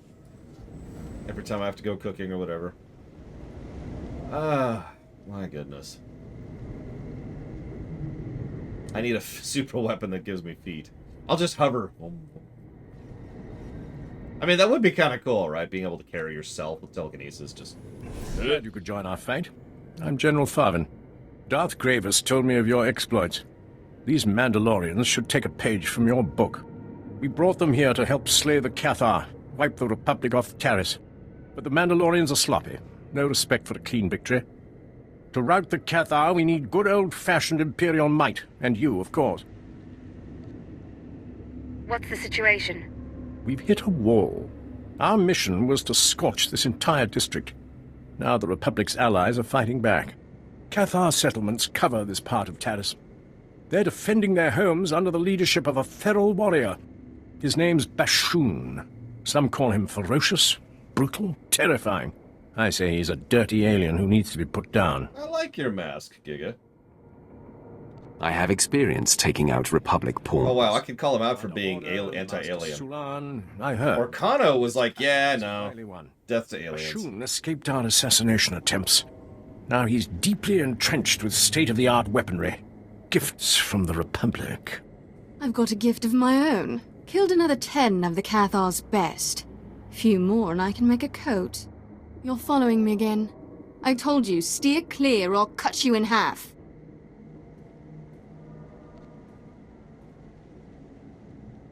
I think you're bluffing. I'm going to enjoy proving you wrong. Stop. Take your anger out on Bashoon. But first, we must pull down his defenses. Republic munitions are stockpiled at his camps, defended by the Cathar's best warriors. Republic combat droids, too. Without those weapons, the Cathar and Bashoon are vulnerable. We need to take them out now. Bashoon will soon be weaponless. This mission's too important to let you mess it up. I'm going as well. Let us see who can exterminate more of Bashoon's best warriors. I'll bet my pay that you lose. You're going to take that from her? Beat Thana at her own game. Crush the Cathar's weapons. Usually when an adorable baby seal threatens me, I don't really react to it.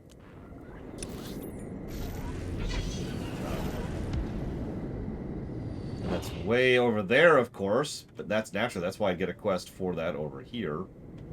Jesus Christ. Alright, whatever. Let's go get these first. Yeah.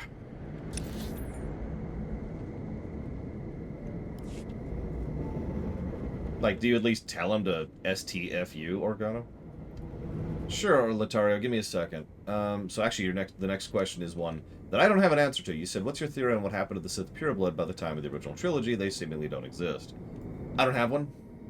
I suppose we could say there was a Jedi pogrom at some point in time, but that's totally the realm of who knowsville, so that's my answer to that one. Delete. How much significance does Twi'lek Leku have in Twi'lek culture? I have no idea. You keep asking me questions I don't know. I don't know. I am stuck. I'm trapped. Oh, Jesus. Oh, Jesus. Ah, there we go. I'm free! Nope. Nope, I'm still trapped. God. There we go. Yet Revan was like, I'm going to wipe them out with a super weapon that only kills... I don't know. I got nothing, really. Yeah, what the hell's quest structure? This place sucks. Oh, and that enemy is out of range, because of course he is. Because screw you. Really, Arcano? Wow, that's... You're a Twi'lek, right? Like, I had an option to tell him to suck it, and you didn't. That's very strange. Whatever, whatever. Doesn't matter. What am I with? Yeah, it only kills Sith and the other 90% of the people who are also Sith. Yeah, let me see if there's any other Latario questions. What would happen if my canon Sith Warrior met my canon Jedi Knight? Okay. Well, my canon Sith Warrior is stronger than my canon Jedi Knight. So, That's relevant, because my canon Jedi Knight would absolutely do everything in her power in order to try and kill the Sith warrior, lest she become a problem to her rise to glory and power. So, the Jedi Knight lady would be like, I will kill you no matter the cost.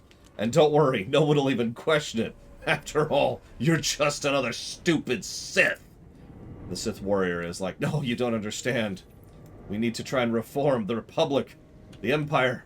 They're all just corrupt idiots throwing us at each other for their own personal gain. This is a system of death and destruction which we have to stop. Join me, Jedi Knight. We have to stop the cycle. Awesome lightsaber fight happening. Oh, I hate this planet so much. I just realized where I am and what I'm doing. It's okay, it'll work, because there's a thing here. But, yeah, I need to slip through here.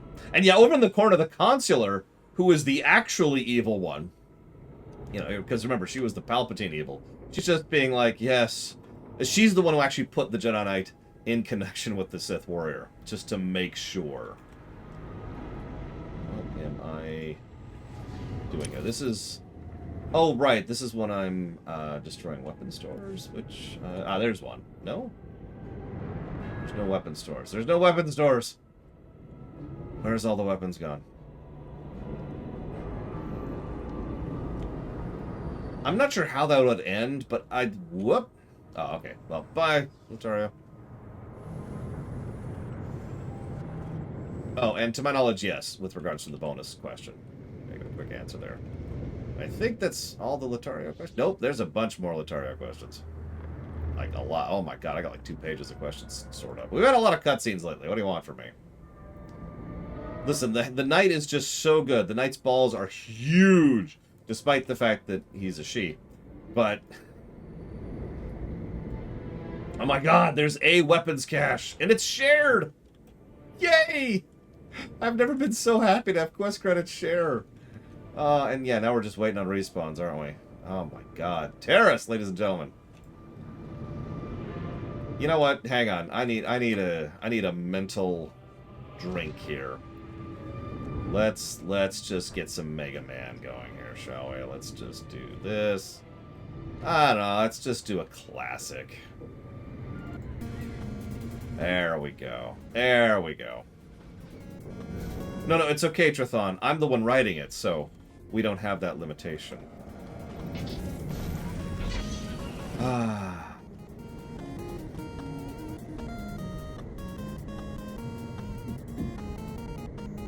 Okay, for real, where are the...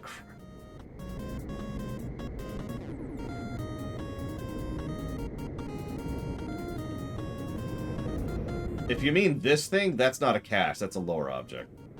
Here, I'll get it just so people stop seeing it, but this is not a cache. There. No, it's all good. I know on stream it's not obvious, but that's why I was avoiding that one. Lord knows I tend to miss things on stream, so I appreciate it when you point stuff out. As long as you're not a dick about it, like on the Halo stream. Anyway, so, let's see here. One of these days we might have a stream worse than the Halo stream, but we never have, and we probably never will, so... Anyways, this is a great time to answer questions, I think. Let's bundle some stuff up here. Everyone look at me. Look at me. Of course, the moment I start killing mobs just to force the respawns is when Giga's like, hey, I found something. Oh, I found one too. Yeah.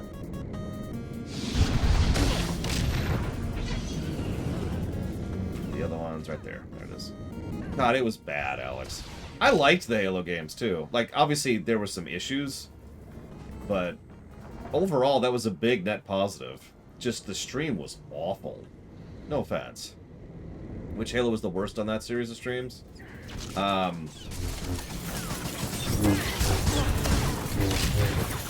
So, I think what you're asking me is, during which game was the stream the worst?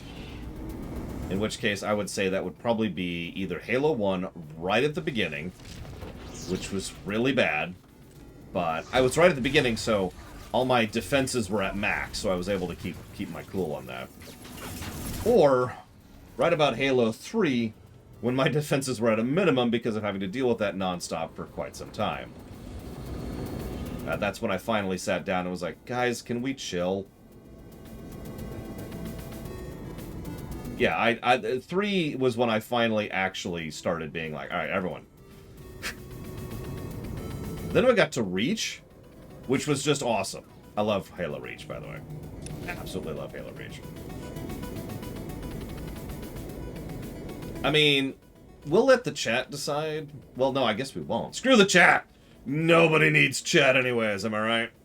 Alright, where'd all my viewers go? No, I think we'll let the people who are named Orcano and Giga decide. Do you want to do bonus on camera? We're doing the bonus anyways, as we always are.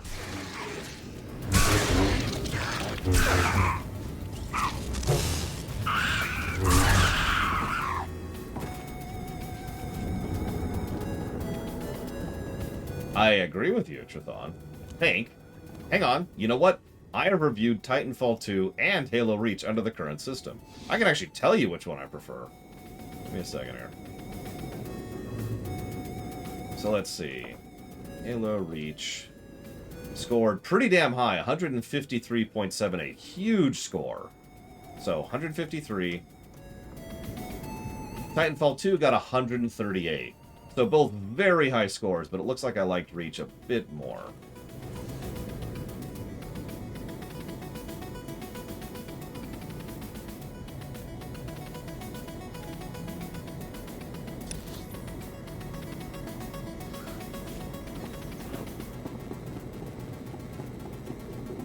Quite possibly, Trithon. Reach did have more meat on its bones. And yeah, Titanfall 2 was great, but very short.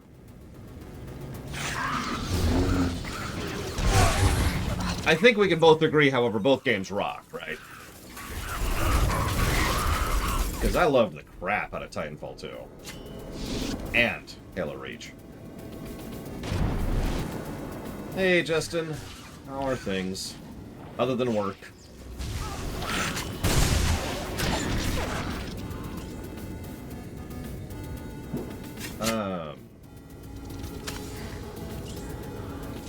Cookie cake? There's such a thing as cookie cake? Hold up, hold up. Does anyone around here deliver cookie cake? Give me a second here.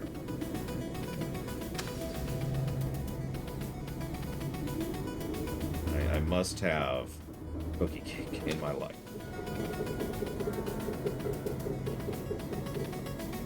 Give me a second.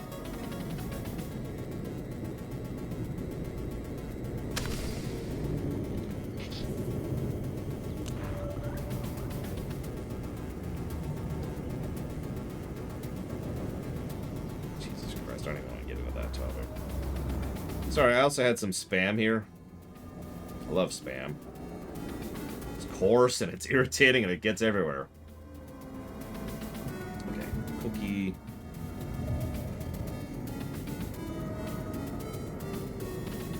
Cake. What do we got? What do we got?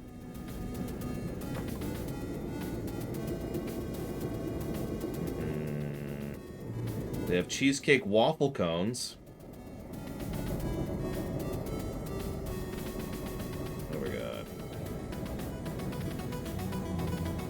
Aha! Aha! I have found a place that sells cookie cake. How much is it? Oh my god, it's $50. I don't want cookie cake that badly. Jesus Christ. Well, there goes my dreams of cookie cake. I blame you, Pancakes. Has this respawned yet? I've just been standing here. Oh god, why am I at 0-4? Oh, never mind. I'm... Orcano's at 0-4. Never mind, never mind. Yeah, there you go. When we finish Mass Effect, which is actually the point at which we'll be caught up in the queue. I know we're acting like we're caught up in the queue, but we actually are. Mass Effect is when that happens. Then I might get a $50 cookie cake. Orcano, you haven't decided yet, I feel like pointing out. Sushi? Oh, yeah. There we go. Sushi for the win.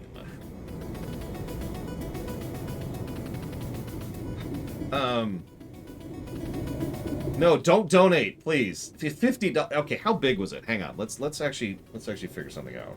How large was that? Because that was huge. I think we lost Orcano. I haven't seen him say anything in a minute. Yeah, we'll give him a second. Let's see. Cake.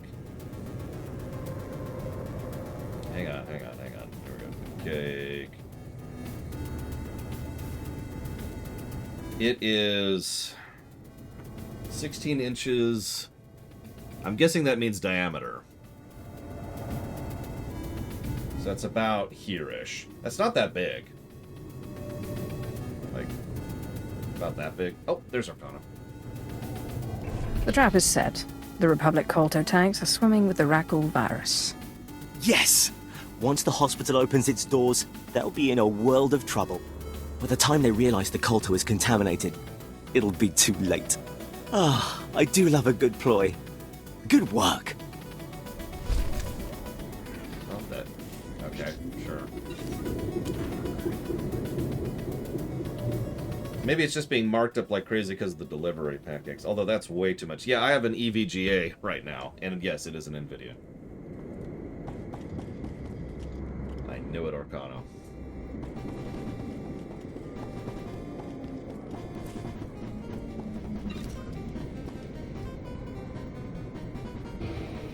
This game is getting the sushi tag. Yes. Even despite the Republic side, it's still getting it. I think the last time I got a Radeon card... Word's already out. The jungle is apparently littered with the bodies of slain Nikto. Morgakai training didn't prepare them for the likes of you. Was 2005. The Morgakai lived up to their reputation. Wish I could have seen it. I contacted the Imperials for your payment as soon as I heard about your killing spree. Here, you've earned this.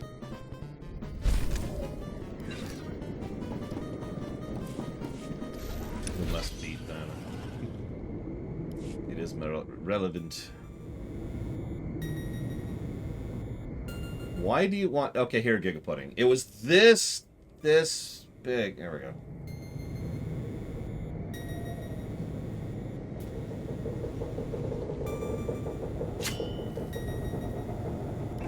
I took out the Cathar's weaponry. They're defenseless. Don't try taking all the credit.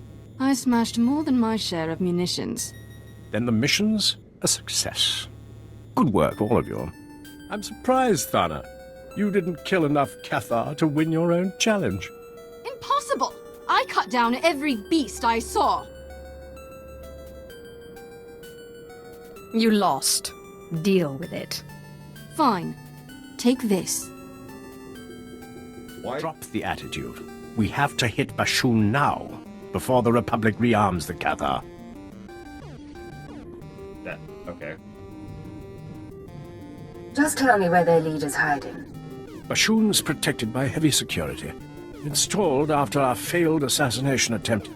Lost my top commanders that day. Now he's entrenched in a Republic base, building his defense. Only the Empire's best can take him down. I'm the best there is. Leave Bashoon's death to me. Uh-huh.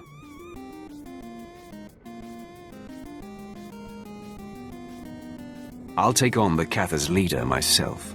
Not a chance. I'll slay this Cathar before you step inside his base. I love that line, just. See that Bashoon's killed, and don't let Thana compromise the mission.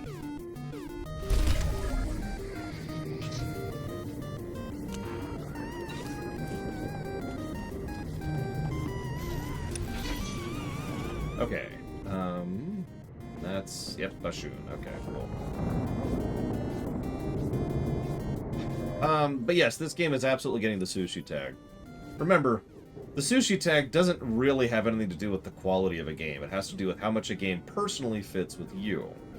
And in this case, this game does fit with me. I know I complain about it a lot, and I do. I know the gameplay sucks on it, and it does.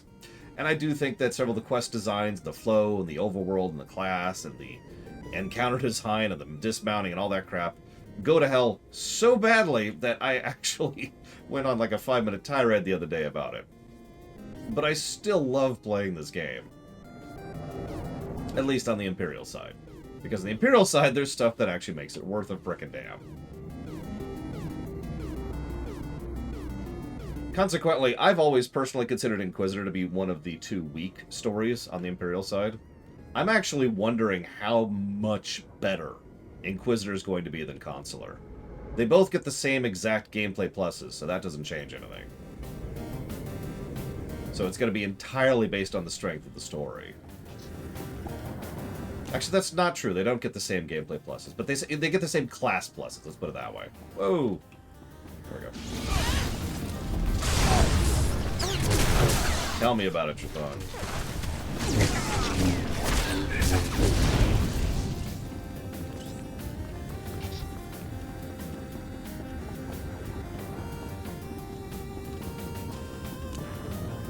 Speaking of which, I haven't updated the HUD lately, but rather than do that, I'm going to look at the question queue for a minute. How horrifying would it be if the Jedi could make people tranquil?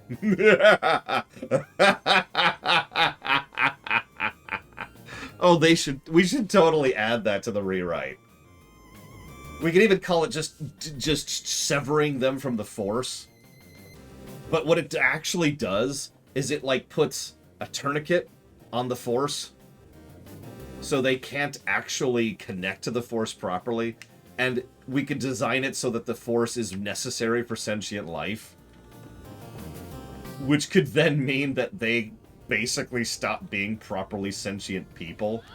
But of course, they still have all the biology, the brain, of being a sentient person. In other words, they're a tranquil. I know that was a lot of steps to describe a tranquil, but think about it. Think about it. That is horrific. And the Republic, of course, the Jedi practice this regularly as their method of making sure that people don't go to the dark side. Yes, we got to make sure to defend the galaxy from rogue Force users. So, and they stick around. You know, I know we're just straight up describing the Tranquils at this point, but they stick around and, you know, help with little things around the Jedi Temple, you know, to make sure that everything runs smoothly. They deal with some of the more mundane jobs. They don't get bored with stuff, because, you know, they don't have minds anymore. Oh my god. That's so horrible. I love it. Alright, in the rewrite, speaking of that topic, in the rewrite, would the Jedi have something like a cleanup crew to go after fallen students? Okay, so first of all, yes, and they turn up tranquil. Would they go after fallen students only? No, they'd probably go after anybody, because everybody's a threat. What would they do with dropouts like Gus? Tranquil. People with force powers but no aptitude to use the railway? Tranquil. I'm not really joking. I love the idea that the Jedi Order would do this horrifically evil act, probably without actually realizing the reality of what they're doing. Like, they don't do it because mwahaha, they do it because they think it's the humane solution, right? I mean, how many times have you seen someone in fiction say, no, we can't kill that person, let's torture them for the rest of their lives because that's the humane thing to do, right? They don't say it that way, but you get my point. That's the mentality, right? Is they're trying to do the nice thing. The Empire's trying to drive us from Taris, from our homes. Soon they'll learn that Cathar never backed down. Keep talking, Bashoon. When I get out of here, I'll stomp out your entire species. The Empire sent this Sith to kill me, but she failed. Proof that none can defeat the mighty Cathar. Hi.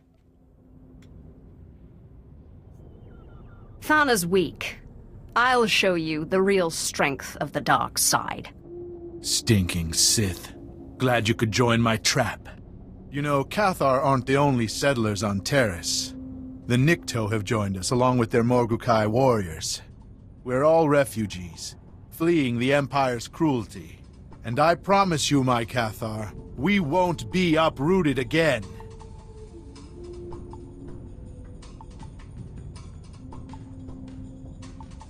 Nice speech. Uplifting, really. But they'll be disappointed when I kill you. Don't be so sure. I have the Morgukai and the Republic on my side. Watch closely, fellow Cathar. Witness our enemy's downfall.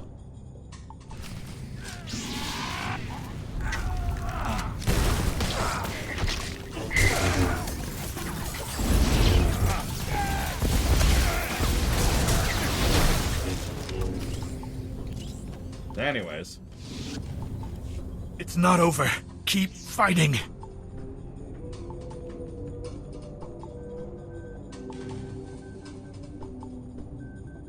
Use your last breath to save your followers. Make them leave, Taris, or we'll kill them all. I suppose there must be another planet they can call home. Fellow settlers, the Empire's won. Lay down your weapons. Leave Taris while you still can. I'm sorry I failed you.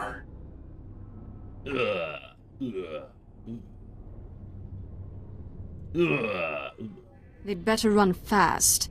I'll kill every straggler I find. But first, I could use a hand over here. Let me out. Please.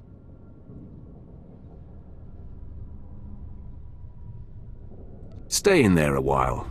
Think about that attitude of yours. Oh, wow. I'm going to escape.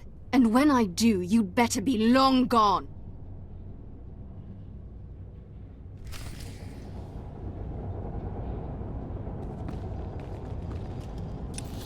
She said please. I was gonna let her out.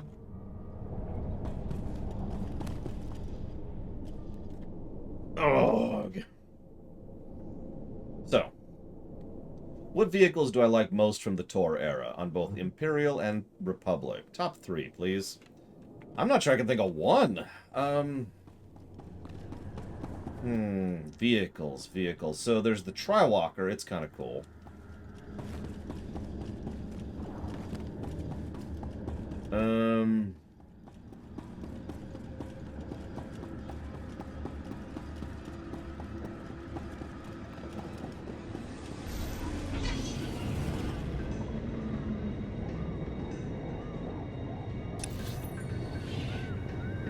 That's all I got. I can't even think of another vehicle I actually like in this game. I guess I kind of like my tank to be using on my canonically Sith warrior character we'll be doing eventually. In a few weeks. Oh, thank God we're including ships. Whew, that makes it so much easier. Okay, so my favorite ship is the Harrower. That's obvious. That is, honestly, I think the Harrower is cooler than most Star Destroyers in the entire setting. So that's an easy pick. I also have always been fond of the Hammerhead. I forget what the actual class of the ship is, but the Hammerhead is pretty cool too. One second.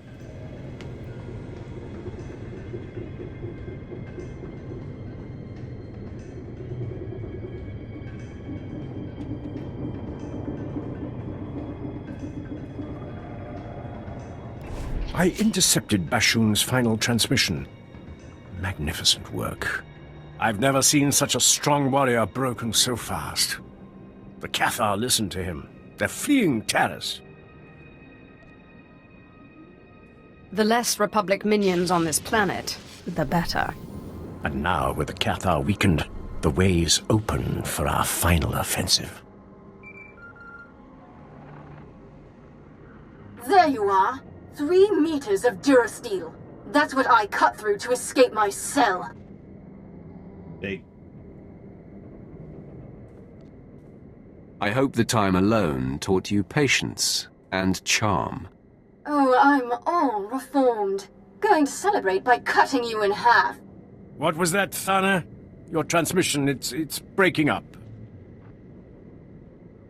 Much better. I've heard enough of her ranting. Lord Gravis expects you to lead our final attack. Regretfully, I can't join you. My duty's here, wiping out any resisting Cathar. Head to the Republic outskirts, meet Lord Chathan.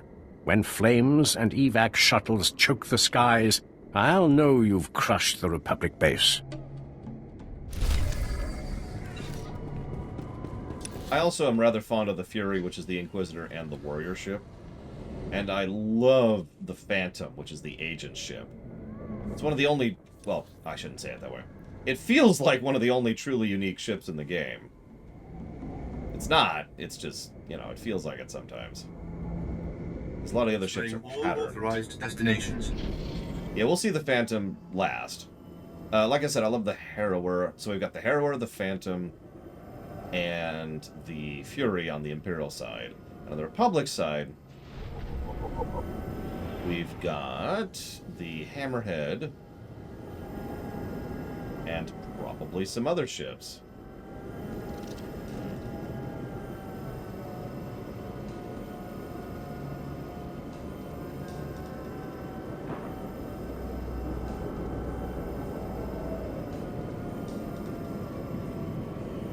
Yeah, that's the Phantom. Wait till you see the inside. That thing's a luxury yacht with style.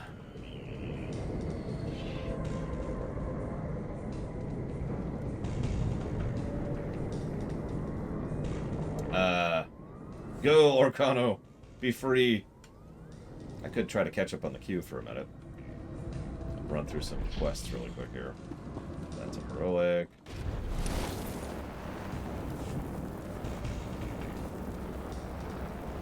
That's a regular. Let's grab this real quick. But no, for real. Be free, Orcano. Do what you gotta do. Keep your voices down. I'm almost certain this room is bugged. The Republic could be monitoring our every word. Okay. I'm Lieutenant Trace. I've been tracking Republic Get signals it? buzzing in and out of this base for weeks. I finally had to put a lockdown on all outgoing transmissions. My men can't even speak to their own mothers without my say-so. Don't you think you're overreacting? You see this? It's a Republic transmitter. One of my men, dead now, tried to plant one under my desk a few weeks ago. I traced the bug signal to a nearby Republic listening post, a communications hub of some sort. Turns out that listening post houses one of the Republic's primary satellite arrays. It's the keystone of their entire communications network on Taris. How did they keep such an important outpost hidden for so long? It's located on the outskirts of a rat ghoul-infested ravine. Our patrols won't go anywhere near it. Should have known better. We have an opportunity here to end Republic snooping, leave their spies cut off and their forces running blind. Unfortunately, I don't know which of my men I can trust, so I need you to run this one. Can you destroy that listening post? If there's no one else to do it, I suppose I'll have to. Knock out the satellite array and you'll render the entire listening post inoperable. Remember though, that place is a military facility, and anyone who can survive in that wilderness will be a formidable opponent.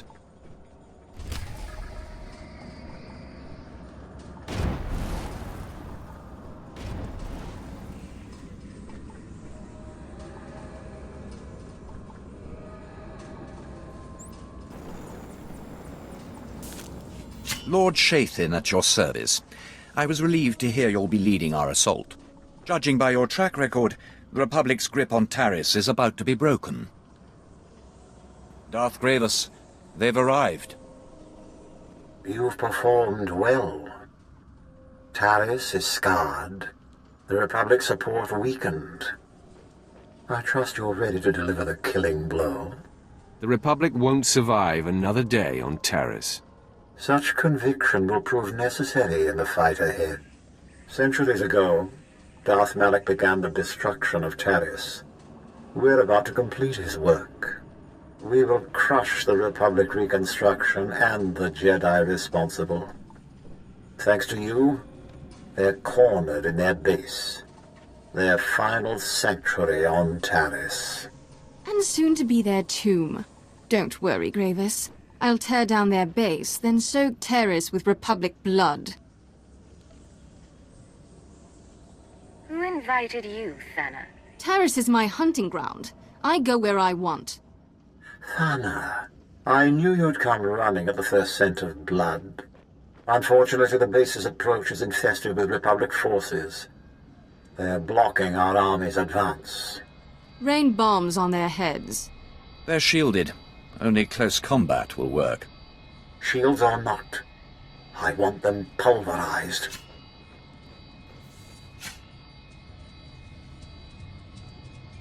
Without their defenses, Thana can catch the Republic forces off guard. Break the machines if you want. I'm more of a blood and bruises woman. Clear the battlefield, then we'll hit the Republic base and finally drive them off Taris.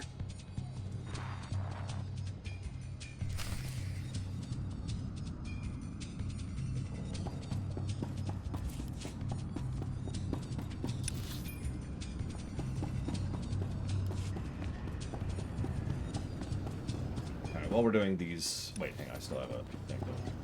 Nope, I don't. Okay, perfect time for questions. Because I have like 2 pages to catch up on. Oh, hang on. Ah, right, yes. Okay. How would shields not work in atmosphere? How does it even work? Weird.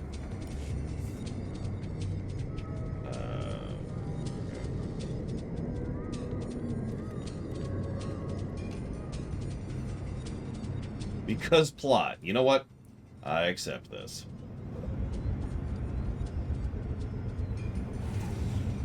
Hold on a moment. Scanning signals. Wait for it. There. The Republic thought their state-of-the-art encryption algorithms could stop me. As always, they were wrong. I shattered their communication defenses and discovered their latest secret. Apparently, the Republic's converted an old estate into an armor depot. You think it's suspicious? If the Republic wanted to trick us, they wouldn't have encrypted their intel so securely. Per Directive 6291, Republic structures aiding Taris' restoration are subject to destruction. I initiated an airstrike, but the Republic's disrupting my equipment. We have only one alternative. Someone must infiltrate the Republic base, disable their signal jammers, and then manually call in the airstrike. Consider it done. Brilliant. I'd hate to see such fantastic intel go to waste.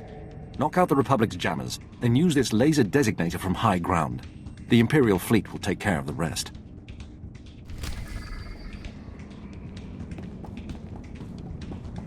Okay, now I'll catch up on questions.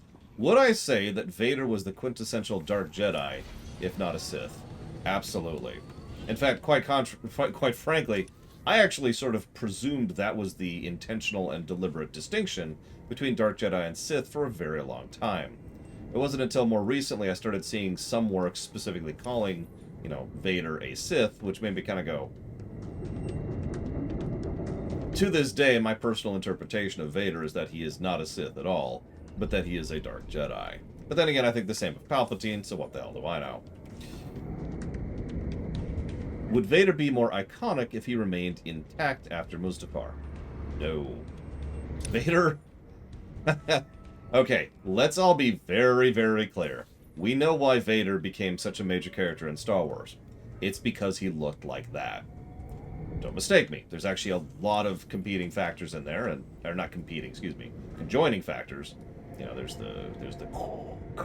there's James Earl Jones doing his magic. There's David Prowse doing his magic. But let's be clear. Big armored mecha-looking guy, stomp, stomp, stomp, like 7 feet frickin' tall. Yeah. Now, obviously, that's a bit of a real-life perspective thing, but I stand by it. If Vader always ever just looked like Hayden Christensen, then he's still going to be an interesting character, but he's not going to have the staying power.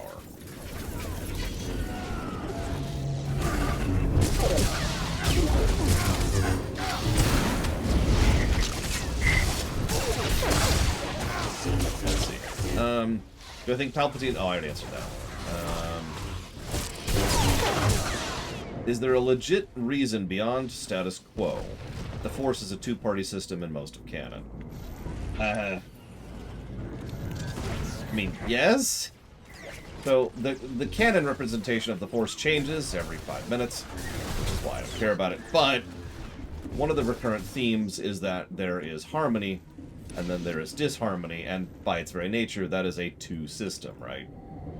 You're either going along with things, or you're not. Like, there's no in-betweeny there. Hence the idea of the two-party system.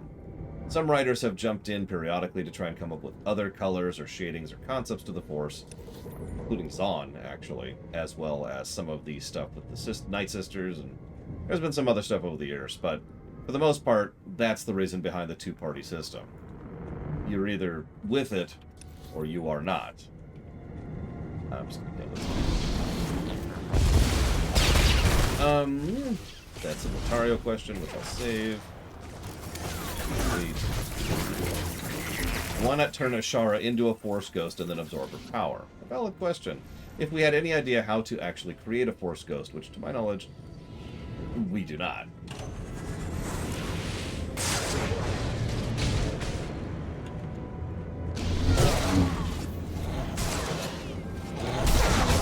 Really?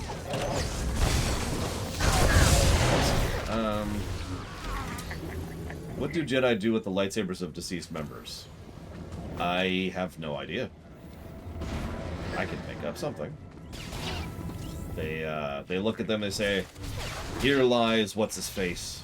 He died because he gave in to the dark side of the Force." And I can feel it. I can feel the dark side coursing through the lightsaber. And then they ignite it and it turns red right in front of him and he just starts murdering all the people at the funeral. The end. Alright, let's see. Hang on, let me...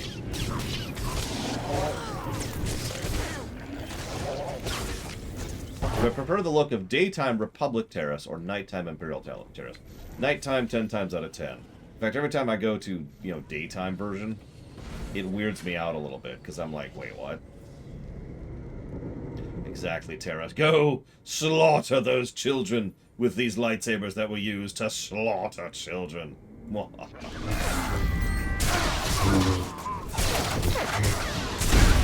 It's okay, Anakin's lightsaber got buried in sand. As it deserved. Sure.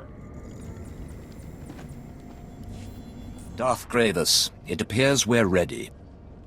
I disabled the Republic's shields. It's all up to Thana now. I killed them all. Didn't even break a sweat. Excellent job, all of you. We must act quickly before the Republic deploys reinforcements. Lord Shathin, begin the attack. At once, my lord. The final battle for Taris has begun. If we are to demolish this planet, you and Thana must join forces. I'm willing to put aside our differences. If she is. No. You've dragged me down long enough. The Republic's annihilation demands your complete cooperation, Thana. I'll help, Gravis, if only to prepare for the day I strike you down. Splendid. Your mission is twofold. Blow up the Republic spaceport and eliminate the leader of their reconstruction efforts, a powerful Jedi Master named Serek. I can't wait to hear your plan. The energy reserve needed to rebuild a planet is highly unstable. Thana will overload it with your assistance. Once Master Serek falls, the Republic will be forced to abandon Taris. The spaceport's destruction will block their reinforcements and trap the doomed survivors here. Darth Gravis, the attack's underway. Republic transports are in orbit, headed for their spaceport. They're trying to flee. If we don't kill Master Serek now, he'll return with a full occupation force. I'll remove Serek and end his pathetic reconstruction. Be careful. That Jedi knows he's fighting for more than himself. Infiltrate the Republic base. Disable the spaceport safety measures. Then meet Thana in the lower levels. Only together can you destroy the Republic's dreams. And don't keep me waiting. You know my favorite part here? If you get the chance, take out the Republic's assault cannons. They're making life painful for our boys.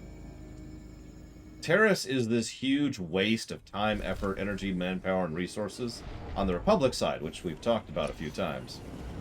But it's the exact same waste of everything on the Imperial side, just for different reasons.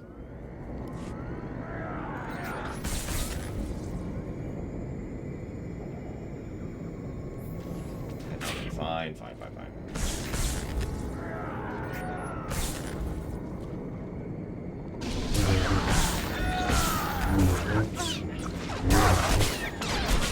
Well, this planet is important because some Republic bigwig, who's definitely not Governor Twitface, was like, you know what we should do?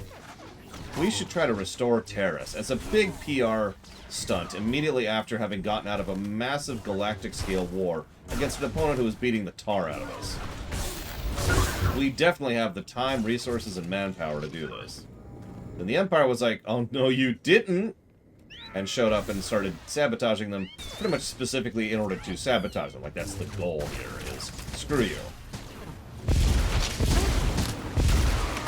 Neither side is getting any kind of gain from this. Both sides are taking huge losses in doing this. Yeah, they're effectively fighting over Taris out of spite. Both of them. It's...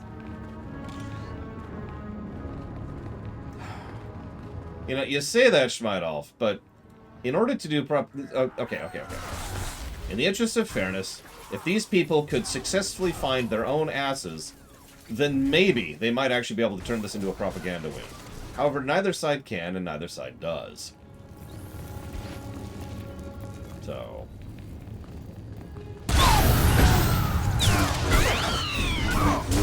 It's like walking up to someone and saying, you know, you can only make money if you spend money. And then going out and just, like, buying a bunch of Porsches. And then throwing them into a trash compactor. Because that's kind of what's happening here.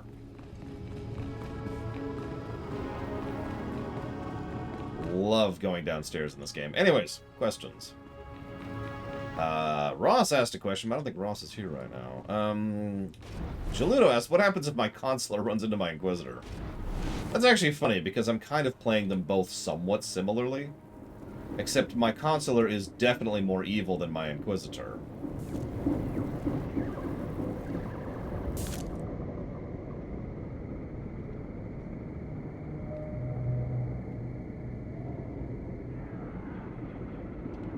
Hang on, I heard combat. I heard combat sounds. Hang on.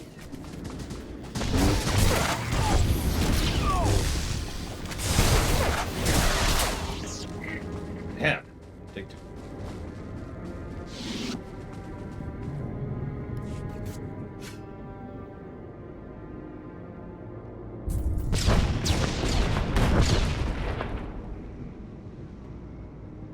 Wow, that sure looks destroyed. That actually looks funny. And yeah, we couldn't do a holo for the... Wow. What is that? That's that and that. Okay, yeah. Okay, cool.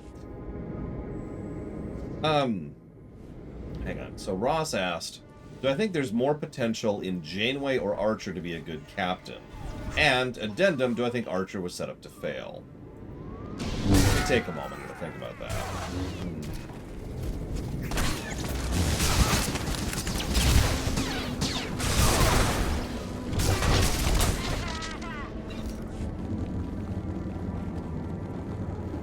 So you're not going to like this answer, Ross, but you want me to answer honestly. Unless you want me to lie to you. I can lie to you. Whatever you think is correct.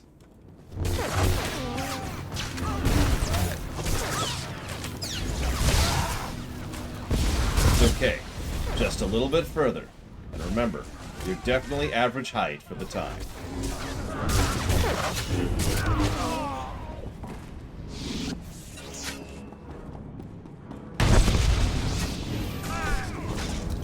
I think Archer has more potential to be a good captain than Janeway does. I legitimately... Yes, it was, Alex. I legitimately don't actually think Janeway wants to be a good captain. Or, I'm sorry, let me walk that back a second. I don't think Janeway wants to be a captain, period. Now, this is never really explored in the show, but there are several tidbits throughout the course of Voyager which give across the impression that Janeway accepts her job, but never sought it out, right? Unlike, say, Harry, who very much actively tries to seek command posts wherever he can, Janeway tends to go the opposite. Probably my favorite single big thing for this is the two-part Workforce. You remember that? In Workforce, there's actually a line she has where she mentions that she couldn't stand the idea of being responsible for that many lives, of having that burden on top of her. And remember, that's not brainwashed Janeway, or that's Janeway. She may have lost some of her memories, but that is still the person. That is still her identity, her personality, right? And yet, no, that's a great way to put that, Blade Taval, because I do think Janeway has the brain to be a captain. She is certainly smart enough, but I really feel like she would be much more satisfied and much more fulfilled in the science track doing what she's good at. This is a bad example, but another piece of evidence for this is, you remember very early on, it's the episode where B'Elanna becomes the chief engineer. I think it's literally the second episode. And she gets all enthusiastic when, what I can only refer to as, she's geeking out with B'Elanna as they're theorizing about what's going on. Remember that? That is something that's also kind of consistent, that she's into the science track. Yeah, she nerds out when she gets into that particular type of topic, as we all do when we talk about things that we care about, that we enthuse about. So we also, hang on, I got one more piece of evidence for you. You remember when we have that little tidbit where Seven goes back into the past, and she encounters Janeway right before she's about to take her first command, and she's with some admiral who's quizzing her, and they have a nice relationship, Janeway and that admiral.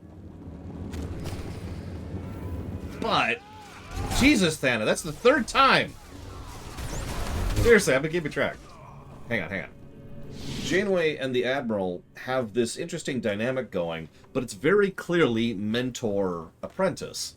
And I always got the really strong impression that that Admiral is specifically the one who shoved her into the command track. Who said, you have to be a captain, just like I was.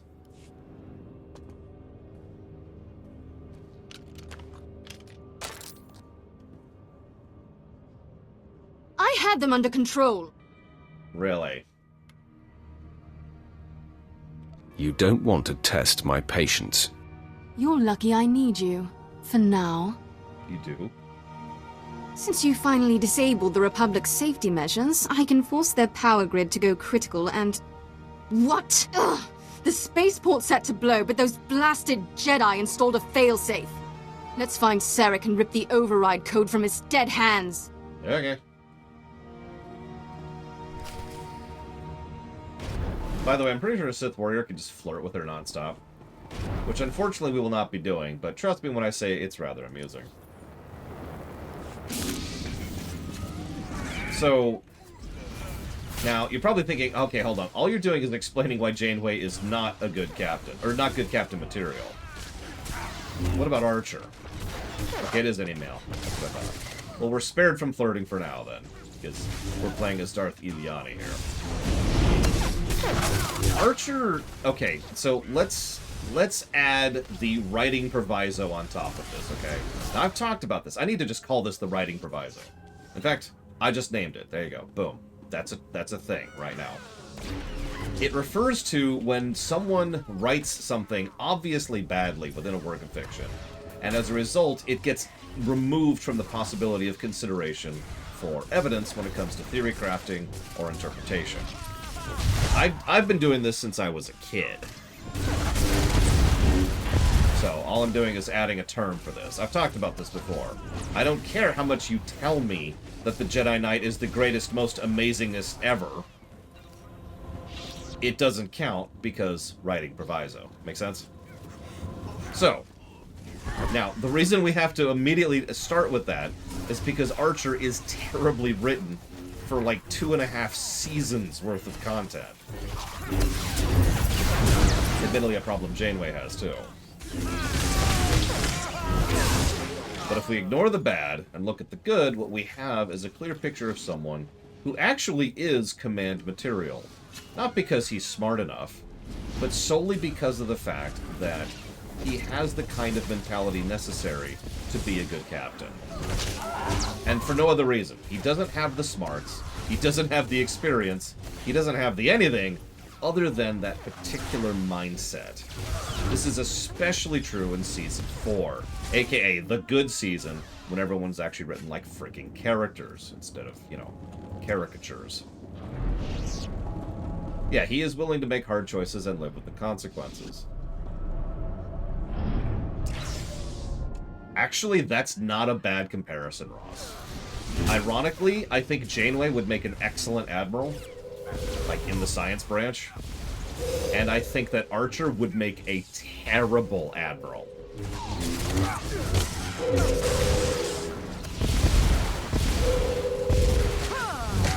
Then again, I've said for some time that Kirk never should have been an admiral either. Although it made sense. I don't think that was a bad writing choice. I just think that in universe they shouldn't have shoved him behind a desk. Yeah, exactly, Justin. I feel like the STO writers agree with me. The transports will be ready any moment now. The Republic will not lose Taris. Hi. Taris's reconstruction dies here. With you. Finally, the intruders show themselves. I'm going to enjoy killing you, Sarek. Darth Gravis is amazingly predictable. This is a trap, and you walked right into it. Oh no. It's 4 people? The evacuation transports that arrived weren't empty. They brought friends, ready to defend Taris. Perhaps you're familiar with them? That's you it? Need an entire fleet of reinforcements to take me down. I think we'll do just fine. This is it! Defend Taris with your lives! Literally.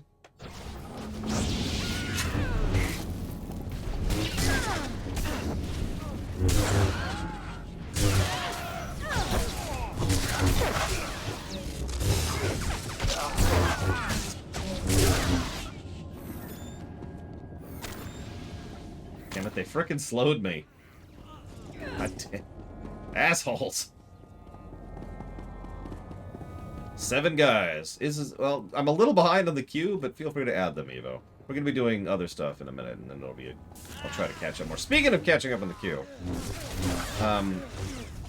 so Ross added an addendum to that question. Do I think Archer was set up to fail? Again, with the writing proviso built into that, yes. I think there was enough politicking and influence going on in Starfleet Command at the time that they really did want him to prove that the humans were not ready for space. And frankly, a well-written Enterprise probably would have proven the Vulcans right on that.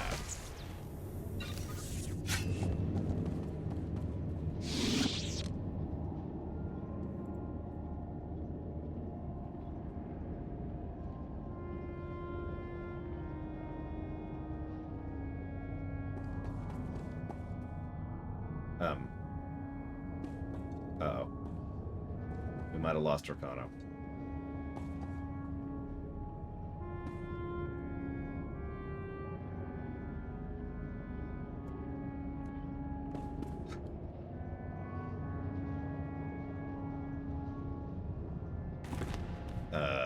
Huh. Well. I mean, this is Orcano's connection. I can't give a game a negative for Orcano's connection. Too bad there aren't more of them. I was just getting warmed up. And what do we have here? Ah, Sarek's failsafe code.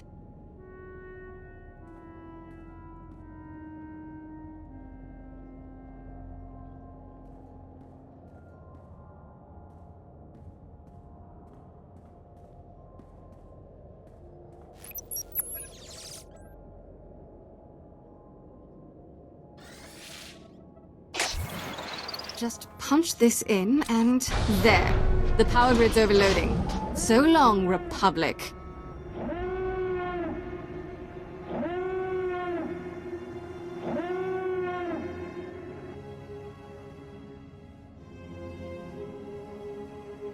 If you want to kill her, go for it. With the Republic gone, nothing will save this planet from destruction. You and Gravis can celebrate together. Meanwhile, I'll... Wait a second. Those transports that brought Sarek's back up, they're loaded with civilians. They're actually trying to open the hangar. They'll escape the explosion. Open the hangar. They've already lost enough. You really know how to sap the joy out of a good massacre.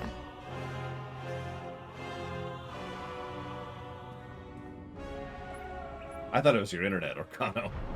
Because I know it's been spotty periodically. Get out of here, morons.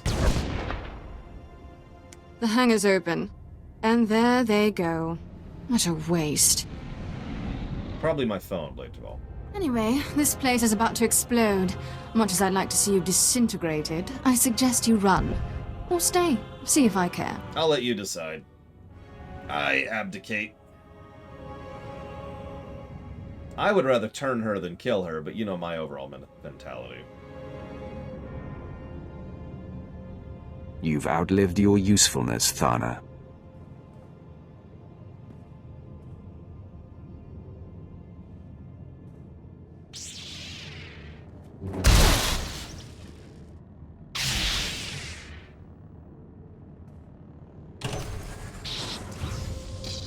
Alright, bye. Wee. Amaya! Peace! No, I shouldn't do that. I might bug it out. I don't want to do that. Oh, look, you could see the spitting blades from underground. Look at it, look at it. Yeah, not even a voice line for her dying. Figure. Anyways. So Dr. Winter asks, in general, would you say the golden number more presents personal enjoyment or an assessment of quality? I am sufficiently arrogant and confident in my system to say that I think the golden number is more representative of the general quality of a work than my personal enjoyment of a work. There are plenty of cases I can point to for this as well. See you around, Arcana. Good luck with your class stuff. Where there's a game I personally couldn't stand that got a high score, or a game that I enjoyed that didn't get a good one. So, in general, that's also the point of the golden number. It's not really meant to reflect my opinion, so much as a more ineffable universal standard of quality. Otherwise, there would be no golden number, if that makes sense.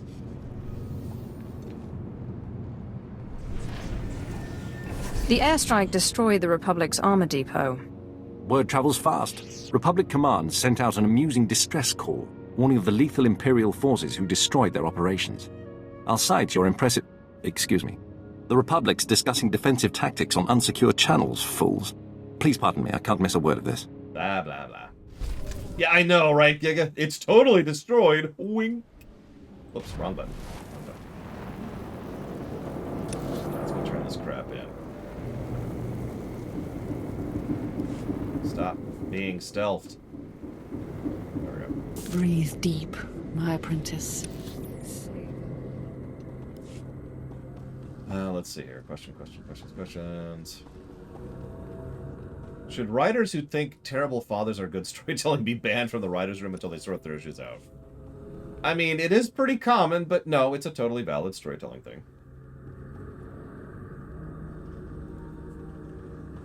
The commonality is kind of the problem here.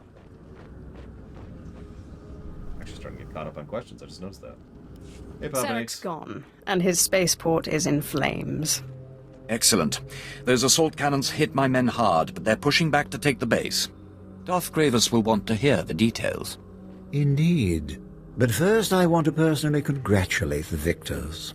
With Master Sarek's death, this planet's reconstruction will crumble. The civilians who escaped will spread news of his defeat. Soon Taris will be completely ruined, a tribute to the power of the Sith, the Empire, and you. It was a pleasure. There's much bliss to be had from this planet's annihilation, and it's not over yet. But there's still the matter of Thana.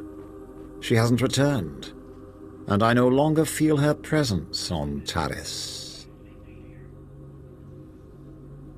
People die every day. Thanks to your actions, Taris will stand as a shining testament to the Empire's supremacy, and you'll go down in history as the destroyers of this wretched planet. Sure. That's definitely a thing. That's definitely real. Wink. God damn it. Alright, so that leaves me with a couple of things here. Oh, there it is. God, it's right behind me. Damn this map.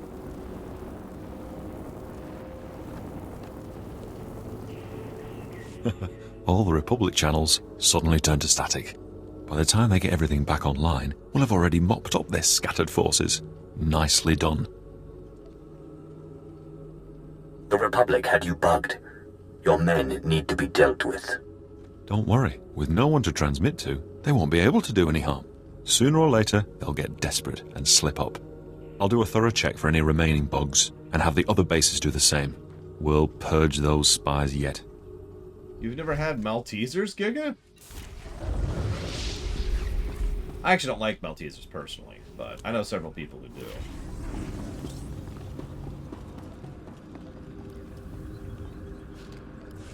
So, not really, Trihexia. This planet was doomed long before I ever got here, so this doesn't really bother me that much that this planet continues to be doomed. This was a waste of everything from everyone ever since Malik first decided to bombard it. And honestly, probably before that. Our EVGA, who've always been third-party GPU brand, making a mistake. So, I actually talked about this briefly yesterday, I believe it was. Yeah, go Google it, Giga. Maltesers. They're good. Ish, probably. Like I said, Shadow Machine, it's debatable when exactly they were screwed, but they've always been screwed. Anyways, I don't understand why EVGA is making the move they do, and frankly, I don't think anybody does, other than the people at the top of EVGA. They're, yeah, can you type that into chat so I can copy-paste it, Giga? Because I'll do it. I'll do it. I'll give in to the dark side of the candy. There we go. Hang on. Do this over here. What do we got? Oh god, it's hideous! Oh! Giga, how could you? EVGA has built themselves... So, okay, well, something EVGA has been trying to do for a while now is build themselves up as a hardware brand, and not merely a third-party GPU brand. Those endeavors have all failed. I don't know if that's related to the current events, but I mention it because they don't really have a secondary thing to fall back onto. Unless they decide to just start making hardware for, you know, Radeon. Because that's, honestly, that's all I got at this point. I do not know what the hell they're thinking. My presumption is there's something going on, you know, under the hood, something behind closed doors that I don't know about, and that will help to explain what kind of nonsense EVGA is on about.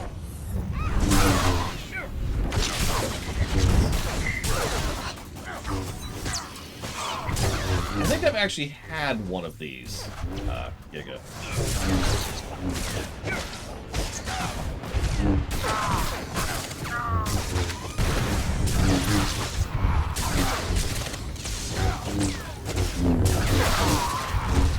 I'm not sure. That's a good question, X. I have literally no information on that, though. So... I could only begin to speculate in a vacuum. As I say, I'm running an EVGA card right now. It's my 3080. It's a very nice card.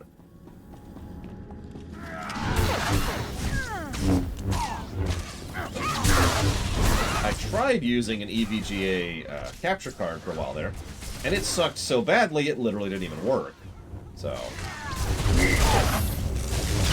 I saw a loner. Not sure what I think of that yet.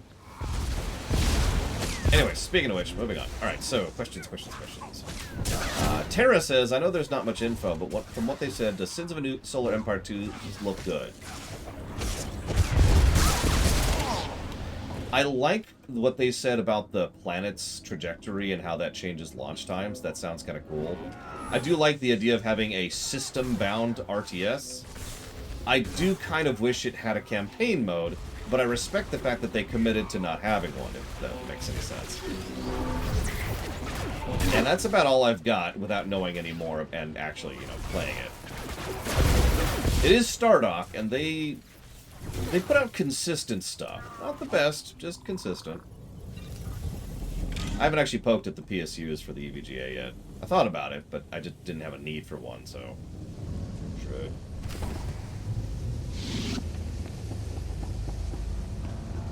And there's Zach Taft's Batman question. Oh yeah, and if it's Epic exclusive, I'll never touch it. So, you know, that's usual, but Again, that's usual. That's never not true. There she is, the Sith who wants the ghost. Aye. You were right to tell us, Ashara.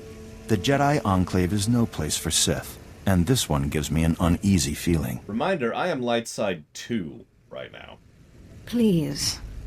I believe I can cleanse the Enclave of the ghost. We've been trying for months to cleanse this Enclave. This is not a flippant matter. I won't have dark side rituals performed in this Enclave. Actually, hold up. No! I wanted to see the rough childhood dialogue after. Whatever. I want to click the button. Thank you, Giga. And thank you, Evo. I figured I might as well look cool on a character I'm going to be spending like a week of my life on, right? Oh my god, they're dead. You killed them! You killed the Masters! In self-defense. I'm sorry, but they gave me no choice. They attacked me. Master Ryan! Master Osera, what have I done? What have I done? I understand you're upset, but we have a ghost to deal with. You're right. There is no emotion. There's peace. That's... I guess there's nothing left one way to do make now that but summon the ghost. thing. Okay.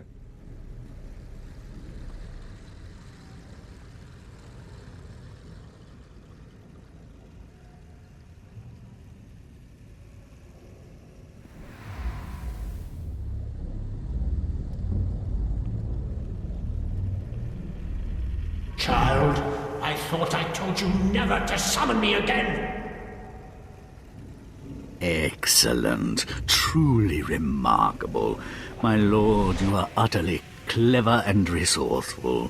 Thank you so much for clearing out the Jedi for us.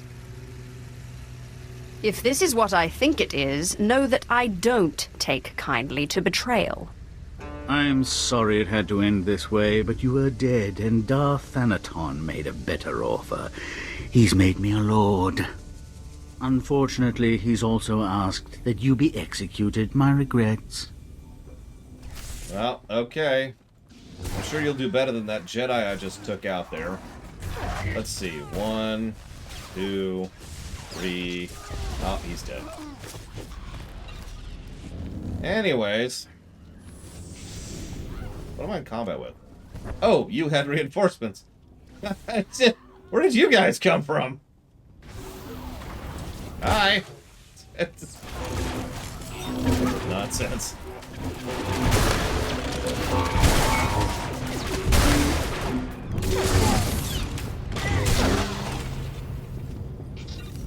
Okay, so, as I was saying... Child! What's this bloodshed in my grave? Listen, 6 feet. 6 feet. I warned you to leave me in peace. To keep your Jedi away from my grave. Please, I'm sorry. This Sith needed to speak with you. Your apology is worthless.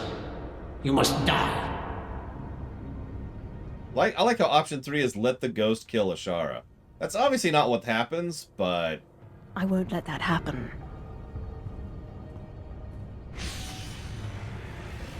What is happening? What are you... Strange. How long has it been since I felt at peace? Centuries, at least. What do you want that you went through all this effort to speak to me? I hunger. If you will let me bind you, I promise to free you when my enemies are defeated. Will it get me out of this accursed enclave with its artifacts of the light? Then I accept. Seal the pact with blood, Sith, and my power is yours. The pact is sealed.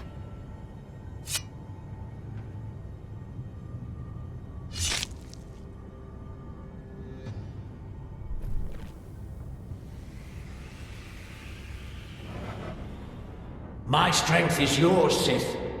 Use it well.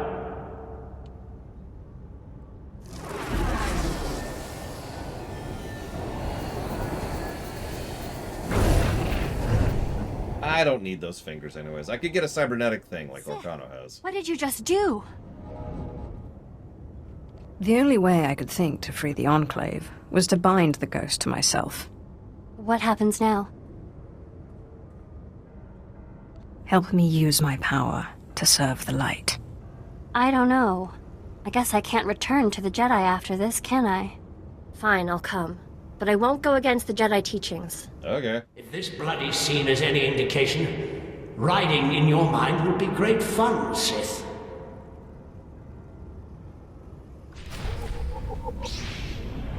Come on.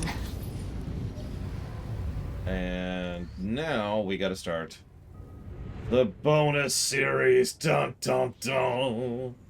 Oh yeah, I actually had to Google where to even start the Alderaan bonus series. How's that for fun? No, I wanted to be an evil Inquisitor, you know. There's a difference. Yeah. Sorry. So anyways, there's the bonus series.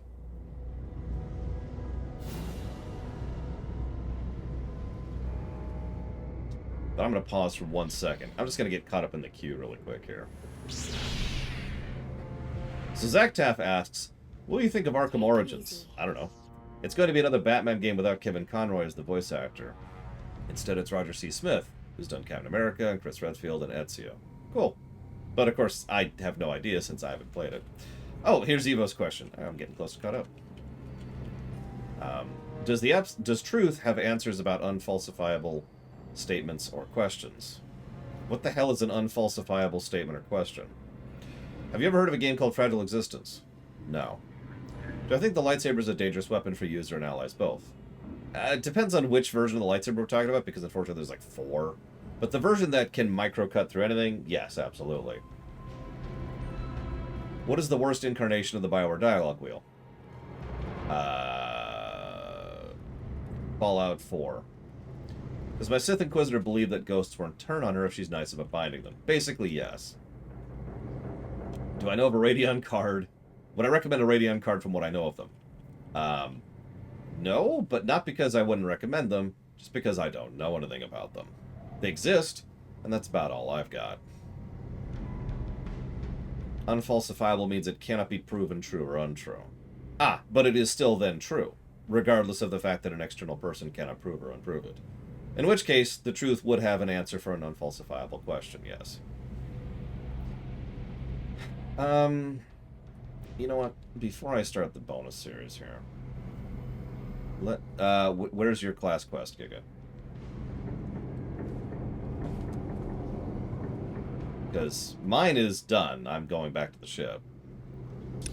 Do you have something anywhere? You just finished Act 1. So what's your current quest? What's it say? Because you can't abandon it, so you have a quest somewhere. If you don't care, then you don't care, and that's fine. So don't move, Giga. I'll be right back. We're gonna do something before we cut out for lunch. Then I'll do the bonus series during lunch.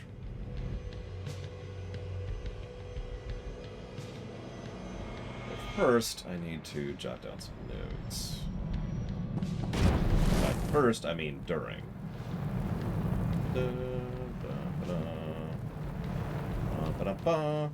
Looks as if we have 2 new travelers. The ghost and a little Jedi pet. Wonderful. The pirate thinks he has another ghost story for us to investigate, too. My lord, it's Carl, your apprentice. Corin's here with me. We don't have much time to talk. Thanaton tried to make us his. Claimed you were dead. We managed to free Drummond Cass, but his lords have been hounding us through every sector. Where are you now? We've set a course for Quesh, a nasty little swamp world. The warfare on the planet should allow us to hide from Thanaton. We need your help. We took something from Thanaton, something to help you beat him. Blast! Ship's hit! Emergency landing on Quesh! Hurry! If Thanaton kills your apprentices, he will appear very weak indeed. It looks like hunting ghosts will have to wait. And next we go to the greatest of all planets.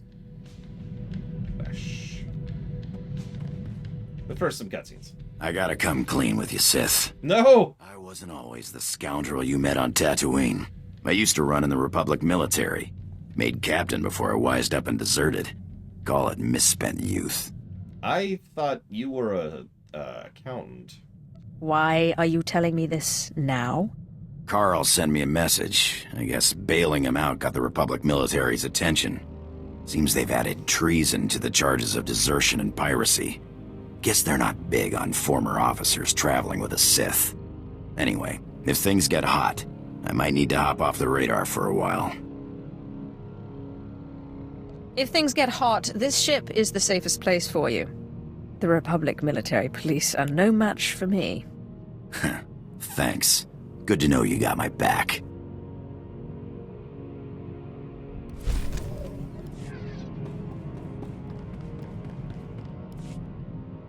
Having disturbing visions waking nightmares. A stranger creeps into Tulakor's resting place and disturbs his sleep. It's an ill omen. Lots of strangers enter that tomb, Cam. It's used to train acolytes. Tulakor hid his burial chamber to keep prying hands away from his place. His tomb may be stripped bare of its treasures, but I'll not allow his grave to be defiled. I'll look into it when I get the chance. I will devour anyone who approaches that grave. Okay, cool. You're a weird one, Mr. Val. I need to talk. I can't serve you if I can't trust you, if I can't believe in what you're working for. What do you hope to accomplish by following me?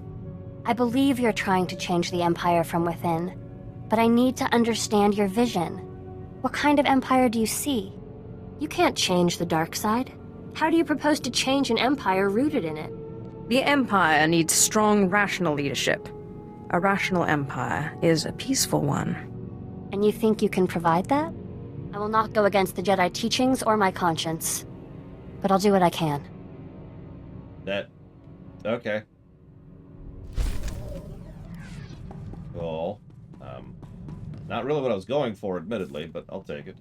And looks like that's everything. Okay, that's everything. I just noticed the name of my current quest is Thanaton Strikes Back.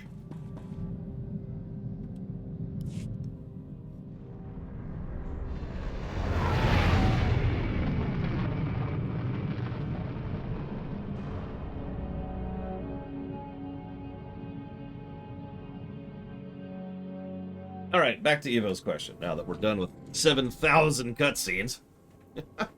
First, we're going to cut off the local recording.